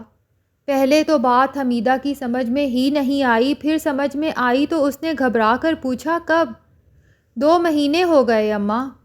تب حمیدہ کو یاد آیا، پچھلی ملاقات میں بابا نے یہ بھی تو کہا تھا کہ اگلی بار یہاں نہ آنا۔ انہوں نے کہا تھا کہ اب وہ اس سے کبھی نہیں ملیں گے۔ حمیدہ وحشت زدہ ہو گئی۔ اب تو کوئی رہنمائی کرنے والا بھی نہیں رہا، اب وہ کیا کرے؟ کچھ نہیں کیا تو نور بانو کامیاب ہو جائے گی، اور کہیں اس معاملے میں خدا نہ خواستہ ارجمند کو کوئی نقصان نہ پہنچ جائے۔ اس ہفتے عبدالحق آیا تو اس نے عبدالحق سے بات کی۔ مجھے یہ بتا پتر کہ نور بانو اور ارجمند کا کیا حال ہے؟ میں ان کی طرف سے بہت پریشان ہوں۔ پریشانی کی کوئی بات نہیں اماں، عبدالحق نے اسے دلاسا دیا۔ دونوں الحمدللہ خیریت سے ہیں۔ دیکھنے میں کیسی لگتی ہے نور بانو؟ حمیدہ نے معنی خیز لہجے میں پوچھا۔ عبدالحق ہکا بکا رہ گیا۔ میں تمہارا مطلب نہیں سمجھا اماں۔ کہتے ہیں عورت ماں بننے والی ہو تو اس پر نور اتر آتا ہے۔ ایبٹ آباد جانے کے بعد میں نے اسے دیکھا ہی کب ہے اماں؟ حمیدہ کے اندازے کی تصدیق ہو گئی۔ اسے یقین تھا کہ عبدالحق ایبٹ آباد نہیں جاتا، اگر جاتا ہوتا تو پردہ نہ اٹھ جاتا۔ یہ تو بڑی زیادتی ہے پتر، عورت کو اس حال میں شوہر کا ساتھ چاہیے ہوتا ہے۔ پچھلے عرصے میں اتنی مصروفیت رہی ہے اماں، دوبارہ تبادلہ ہو گیا، جنگ ہو گئی، مجھے موقع ہی نہیں ملا۔ پر مجھ سے ملنے تو حق نگر بھی آ گیا تھا جنگ کے دنوں میں، پھر طبیعت خراب ہوئی تو کئی دن میرے پاس رہا، اور اب بھی ہفتے میں ایک بار مجھ سے ملنے آتا ہے۔ وہ تیری بیویاں ہیں، حمیدہ نے بیویاں پر زور دیتے ہوئے کہا۔ ان کا بھی حق ہے تجھ پر۔ وہ تو ٹھیک ہے اماں، پر حمیدہ نے اس کی بات کاٹ دی۔ بس اگلی بار تو میرے پاس آنے کی بجائے ایبٹ آباد جائے گا، اور انہیں دیکھ کر آنا، مجھے بتانا کہ وہ دونوں کیسی ہیں۔ مجھے بہت فکر ہے ان کی۔ اب میں خود تو جا نہیں سکتی، لیکن اماں مجھے کلیکٹر صاحب نے ہر ہفتے کی یہ رعایت صرف تمہارے لیے دی ہے، اس سے کچھ فرق نہیں پڑتا۔ تو ان سے کہہ کہ اپنی بیوی کے پاس جا رہا ہوں، وہ منع تو نہیں کریں گے نا؟ وہ تو ٹھیک ہے اماں، لیکن کچھ نہیں، یہ میرا حکم ہے۔ میں نہیں جا سکتا اماں۔ تو میرا حکم نہیں مانے گا؟ مجبوری ہے اماں، مجبوری ہے تو مجھے بھی بتا۔ عبدالحق چند لمحے ہچکچاتا رہا، پھر اس نے حمیدہ کو نور بانو کی منت کے بارے میں بتا دیا۔ حمیدہ حیرت سے منہ کھولے سنتی رہی، پھر غصے سے بولی، اور تو نے مان لی یہ جاہلانہ بات؟ اور کیا کرتا اماں، منت اس نے مجھ سے پوچھ کر تو نہیں مانی تھی۔ حمیدہ اس سے یہ تو نہیں کہہ سکتی تھی کہ یہ بات منت کی نہیں، مکاری کے کھیل کی ہے، مگر ایک بات اس کو سوجھ گئی۔ چل صحیح ہے، پر ارجمند کے لیے تو پابندی نہیں ہے تجھ پر، تو اس سے مل کر آ جا اور اس کے بارے میں مجھے بتا۔ یہ کہہ کر وہ خوش ہوئی کہ کھیل اگر وہی ہے جو وہ سمجھ رہی ہے تو ارجمند کو دیکھ کر ہی کھل جائے گا۔ یہ خطرہ میں مول نہیں لے سکتا اماں۔ عبدالحق کے جواب نے اسے مایوس کر دیا۔ وہاں جاؤں اور نور بانو سے نہ ملوں، یہ کیسے ممکن ہے؟ بچہ تو نہیں ہے تو، اور تجھے نور بانو کی منت کا پاس بھی ہے، اور نور بانو ہی ضبط نہ کر پائی تو؟ ایسا نہیں ہوگا، بس تو اگلی بار یہاں آنے کی بجائے ایبٹ آباد جانا۔ لیکن اماں، یہ میرا حکم ہے پتر عبدالحق، حمیدہ نے سخت لہجے میں کہا۔ پھر وہ مطمئن ہو گئی، کیونکہ عبدالحق نے سر تسلیم خم کر دیا تھا۔ لیکن جمعرات کو عبدالحق کا فون آیا، اس کی گاڑی کا ایکسیڈنٹ ہوا تھا۔ ٹخنے کی ہڈی پر ہلکی ضرب لگی تھی، لیکن ڈاکٹر نے اسے 6 ہفتے کے لیے چلنے پھرنے سے منع کر دیا تھا۔ اب تو وہ اس سے ملنے بھی نہیں آ سکتا تھا۔ حمیدہ نے ہتھیار ڈال دیے۔ جب اللہ کسی کا پردہ رکھ رہا ہو تو کوئی کیا کر سکتا ہے؟ بابا نے بھی کہا تھا کچھ مت کرنا، تماشا دیکھتی رہنا۔ اس کے دل میں مایوسی تھی، مگر پھر اچانک سے یاد آیا بابا نے آخر میں یہ بھی تو کہا تھا کہ جھوٹ سچ سے کبھی جیت نہیں سکتا۔ نور بانو میں اتنی واضح تبدیلی آئی تھی کہ اسے سب نے ہی محسوس کر لیا تھا۔ نماز وہ باقاعدگی سے پڑھنے لگی تھی، بلکہ کوشش کرتی تھی کہ وقت پر ہی نماز ادا کرے۔ پھر قرآن کی تلاوت اور تسبیح پڑھنا معمول بن گیا تھا۔ ارجمن اس تبدیلی پر بہت خوش تھی۔ اس نے تو کبھی نور بانو کو ایسا دیکھا ہی نہیں تھا۔ ہاں، وہ اس کے لیے دعا بہت کرتی تھی۔ منہ سے کہنا تو اسے اچھا نہ لگتا، چھوٹا منہ اور بڑی بات والا معاملہ تھا۔ رشیدہ نے اس تبدیلی پر دل میں یہ تبصرہ کیا کہ ظالموں کو بھی خدا یاد آنے لگا۔ اس نے محسوس کیا تھا کہ بیگم صاحب اپنی بیماری سے بری طرح خوفزدہ ہو گئی ہیں، آپریشن سے گھبراتی ہیں، اس لیے خدا کو پکار رہی ہیں۔ مگر ارجمن نے اس تبدیلی کو بھی محسوس کر لیا جو نور بانو کے باطن میں رونما ہوئی تھی۔ شاید یہ اس کی گفتگو کا نتیجہ تھا۔ ایسا لگتا تھا کہ نور بانو کو اپنی تمام کوتاہیوں، تمام برائیوں کا احساس ہو گیا ہے۔ اس روز نور بانو نے نماز کے لیے جاتے ہوئے اس سے عبدالحق کو فون کرنے کو کہا تو ارجمن حیران رہ گئی۔ نور بانو نے جتا دیا تھا کہ وہ فون اسی کو کرنا ہے، خود وہ بات نہیں کر سکے گی، کیونکہ نماز کے بعد اسے قرآن بھی پڑھنا ہے۔ ارجمن جانتی تھی کہ اس کا عبدالحق سے فون پر بات کرنا نور بانو کو پسند نہیں، اسی لیے اس نے کبھی خود سے عبدالحق کو فون نہیں کیا تھا، اور عبدالحق کا فون آتا تو بھی وہ مختصر بات کر کے نور بانو کی طرف بڑھا دیتی تھی۔ لیکن اب نور بانو اسے عبدالحق کو فون کرنے کی کھلی اجازت دے رہی تھی۔ ارجمن انسان تھی، فرشتہ نہیں، اور وہ عبدالحق سے محبت کرتی تھی، اور بیوی ہونے کے ناطے اس کا عبدالحق پر حق تھا، اور وہ ناسمجھ بھی نہیں تھی، جانتی تھی کہ نور بانو نے اپنی غرض سے اس کی اور عبدالحق کی شادی کرائی ہے۔ وہ غرض کتنی بڑی اور کتنی مشکل تھی، یہ ابتدا میں تو وہ سمجھ ہی نہیں سکی، لیکن اب اچھی طرح سمجھ چکی تھی۔ اس کے علاوہ شاید کوئی بھی نور بانو کی وہ غرض پوری نہیں کر سکتا تھا۔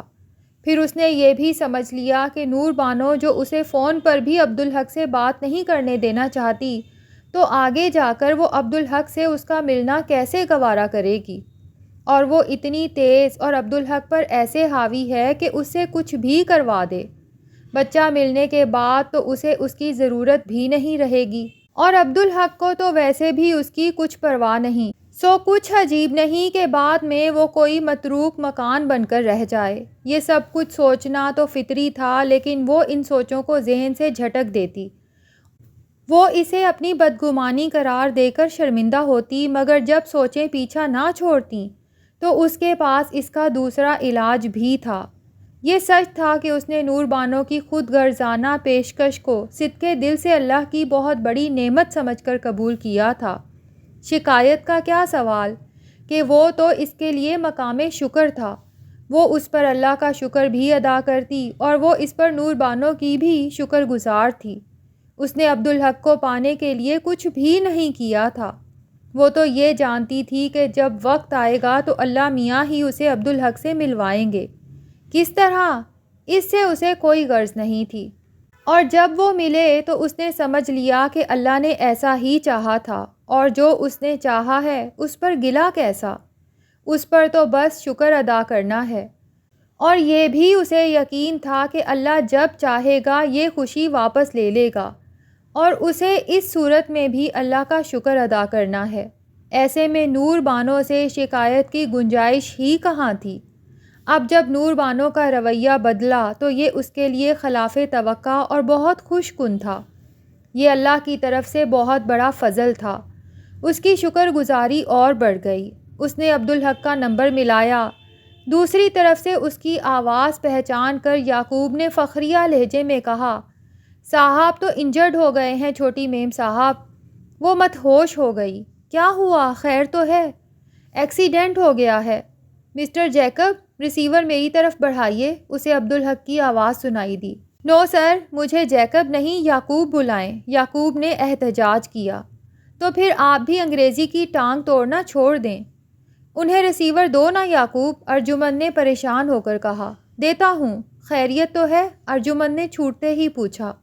حادثہ ہو گیا تھا، ٹخنے پر معمولی سی چوٹ آئی ہے، لیکن ڈاکٹر نے 6 ہفتے کا بیڈ ریسٹ لکھ دیا ہے۔ ہوا کیسے؟ میں تو یہی کہوں گا کہ تمہاری وجہ سے، عبدالحق کے لہجے میں شوخی تھی۔ کیا مطلب؟ تم سے ملنے کے لیے ایبٹ آباد آنے کا ارادہ کیا تھا کہ یہ حادثہ ہو گیا۔ مجھ سے ملنے کے لیے؟ ارجمن کے لہجے میں حیرت تھی۔ ظاہر ہے نور بانو سے تو میں ملنے سے رہا، تم ہی سے ملنے کے لیے آ سکتا ہوں۔ ارجمن کو نہیں معلوم تھا کہ آپی نے عبدالحق کو یہاں آنے سے کیسے روک رکھا ہے۔ اس نے تو سب کچھ ان پر ہی چھوڑ دیا تھا، اور یہ بات ثابت بھی ہو گئی تھی کہ آپی جس سے جو چاہیں کرا سکتی ہیں۔ اس وقت نہ جانے کیسے اس پر تجسس غالب آ گیا۔ اس نے پوچھا، آپ آپی سے کیوں نہیں مل سکتے؟ تمہیں نہیں معلوم؟ جی نہیں۔ اس نے ایک جاہلانہ منت مان لی تھی کہ بچے کی ولادت تک میں اور وہ نہیں ملیں گے۔ عبدالحق کے لہجے میں جھنجھلاہٹ آ گئی۔ ارجمن حیران رہ گئی۔ واقعی آپی کا کوئی جواب نہیں، کیا ترکیب ہے؟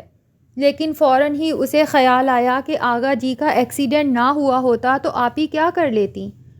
آغا جی اسے دیکھتے تو پول نہ کھل جاتی۔ اس لمحے ایک اور بات اس کی سمجھ میں آئی، اللہ میاں ساتھ دے رہے ہیں، پردہ رکھ رہے ہیں، ورنہ دھری رہ جاتی آپی کی عقل مندی۔ دادی اماں آنے والی تھیں تو وہ بیمار ہو گئیں، اب آغا جی آنے والے تھے تو حادثے نے انہیں روک دیا۔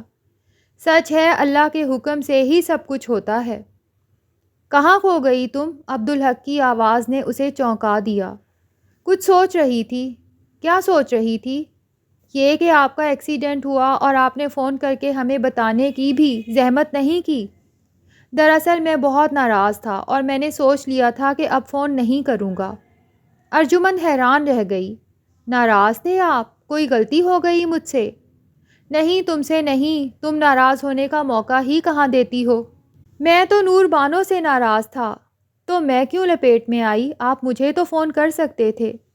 تم سے فون پر کب بات ہوتی ہے؟ عبدالحق کے لہجے میں شکایت تھی۔ بات ہو تو مشکل سے آدھے منٹ کے بعد تم ریسیور نور بانو کو تھما دیتی ہو۔ آپ نے کبھی اصرار ہی نہیں کیا کہ آپ اور بات کرنا چاہتے ہیں۔ تمہارا اپنا دل نہیں چاہا کبھی؟ یہ نازک مرحلہ تھا۔ ارجمن نے بہت محتاط انداز میں جواب دیا۔ میں دل کی باتیں کم ہی مانتی ہوں آغا جی، اور اپنی عادتیں خراب بھی نہیں کرنا چاہتی۔ اس نے دھیمے لہجے میں کہا، پھر بات کا رخ بدلا۔ یہ بہت تشویشناک بات ہے کہ آپ آپی سے ناراض ہیں۔ اب یہ آپ دونوں کی آپس کی بات ہے، مجھے پوچھنے کا حق نہیں، حالانکہ ناراضی کا سبب ہی تم ہو۔ اس پر تو ارجمن بھونچکی رہ گئی۔ چند لمحے تو وہ کچھ بول ہی نہیں سکی۔ کیا ہوا؟ تم فون پر موجود تو ہو نا؟ جی ہاں، اصل میں مجھے شوق لگا یہ سن کر۔ ایسی کون سی بات ہے کہ میری وجہ سے آپ آپی سے ناراض ہو گئے؟ میری تو کچھ سمجھ میں نہیں آیا، میں تو سوچ بھی نہیں سکتی۔ میں تم سے فون پر بات کرنا چاہتا تھا تفصیل سے، لیکن جانتا تھا کہ نور بانو موقع ہی نہیں دے گی۔ آپی کے بارے میں یہ گمان کیسے کر لیا آپ نے؟ ارجمن نے خفگی سے کہا۔ میں اسے جانتا ہوں اچھی طرح، وہ ایسی حاسد ہے کہ کسی کو بھی نہیں بخشتی۔ اپنا ساجد ہے نا، یہ مشکل سے چند ماہ کا تھا، اس سے بھی حسد کرتی تھی نور بانو۔ میں تم سے بات کر رہا ہوتا ہوں اور تم اچانک نور بانو کو ریسیور دے دیتی ہو، تو کیا میں اس کی وجہ نہیں سمجھ سکتا؟ اس کا منہ بن جاتا ہوگا، اور تم اس سے محبت بہت کرتی ہو، اور آپ بدگمانی بہت کرتے ہیں، جو کہ بہت بری بات ہے۔ آپ نے غلط سوچا۔ تو پھر اصل وجہ تم بتا دو۔ آج کی ایپیسوڈ یہیں پہ ختم ہوتی ہے۔ مزید ایپیسوڈز کے لیے چینل کو سبسکرائب کر کے بیل آئیکن پر ضرور کلک کر دیں۔ تھینک یو سو مچ۔ اللہ حافظ۔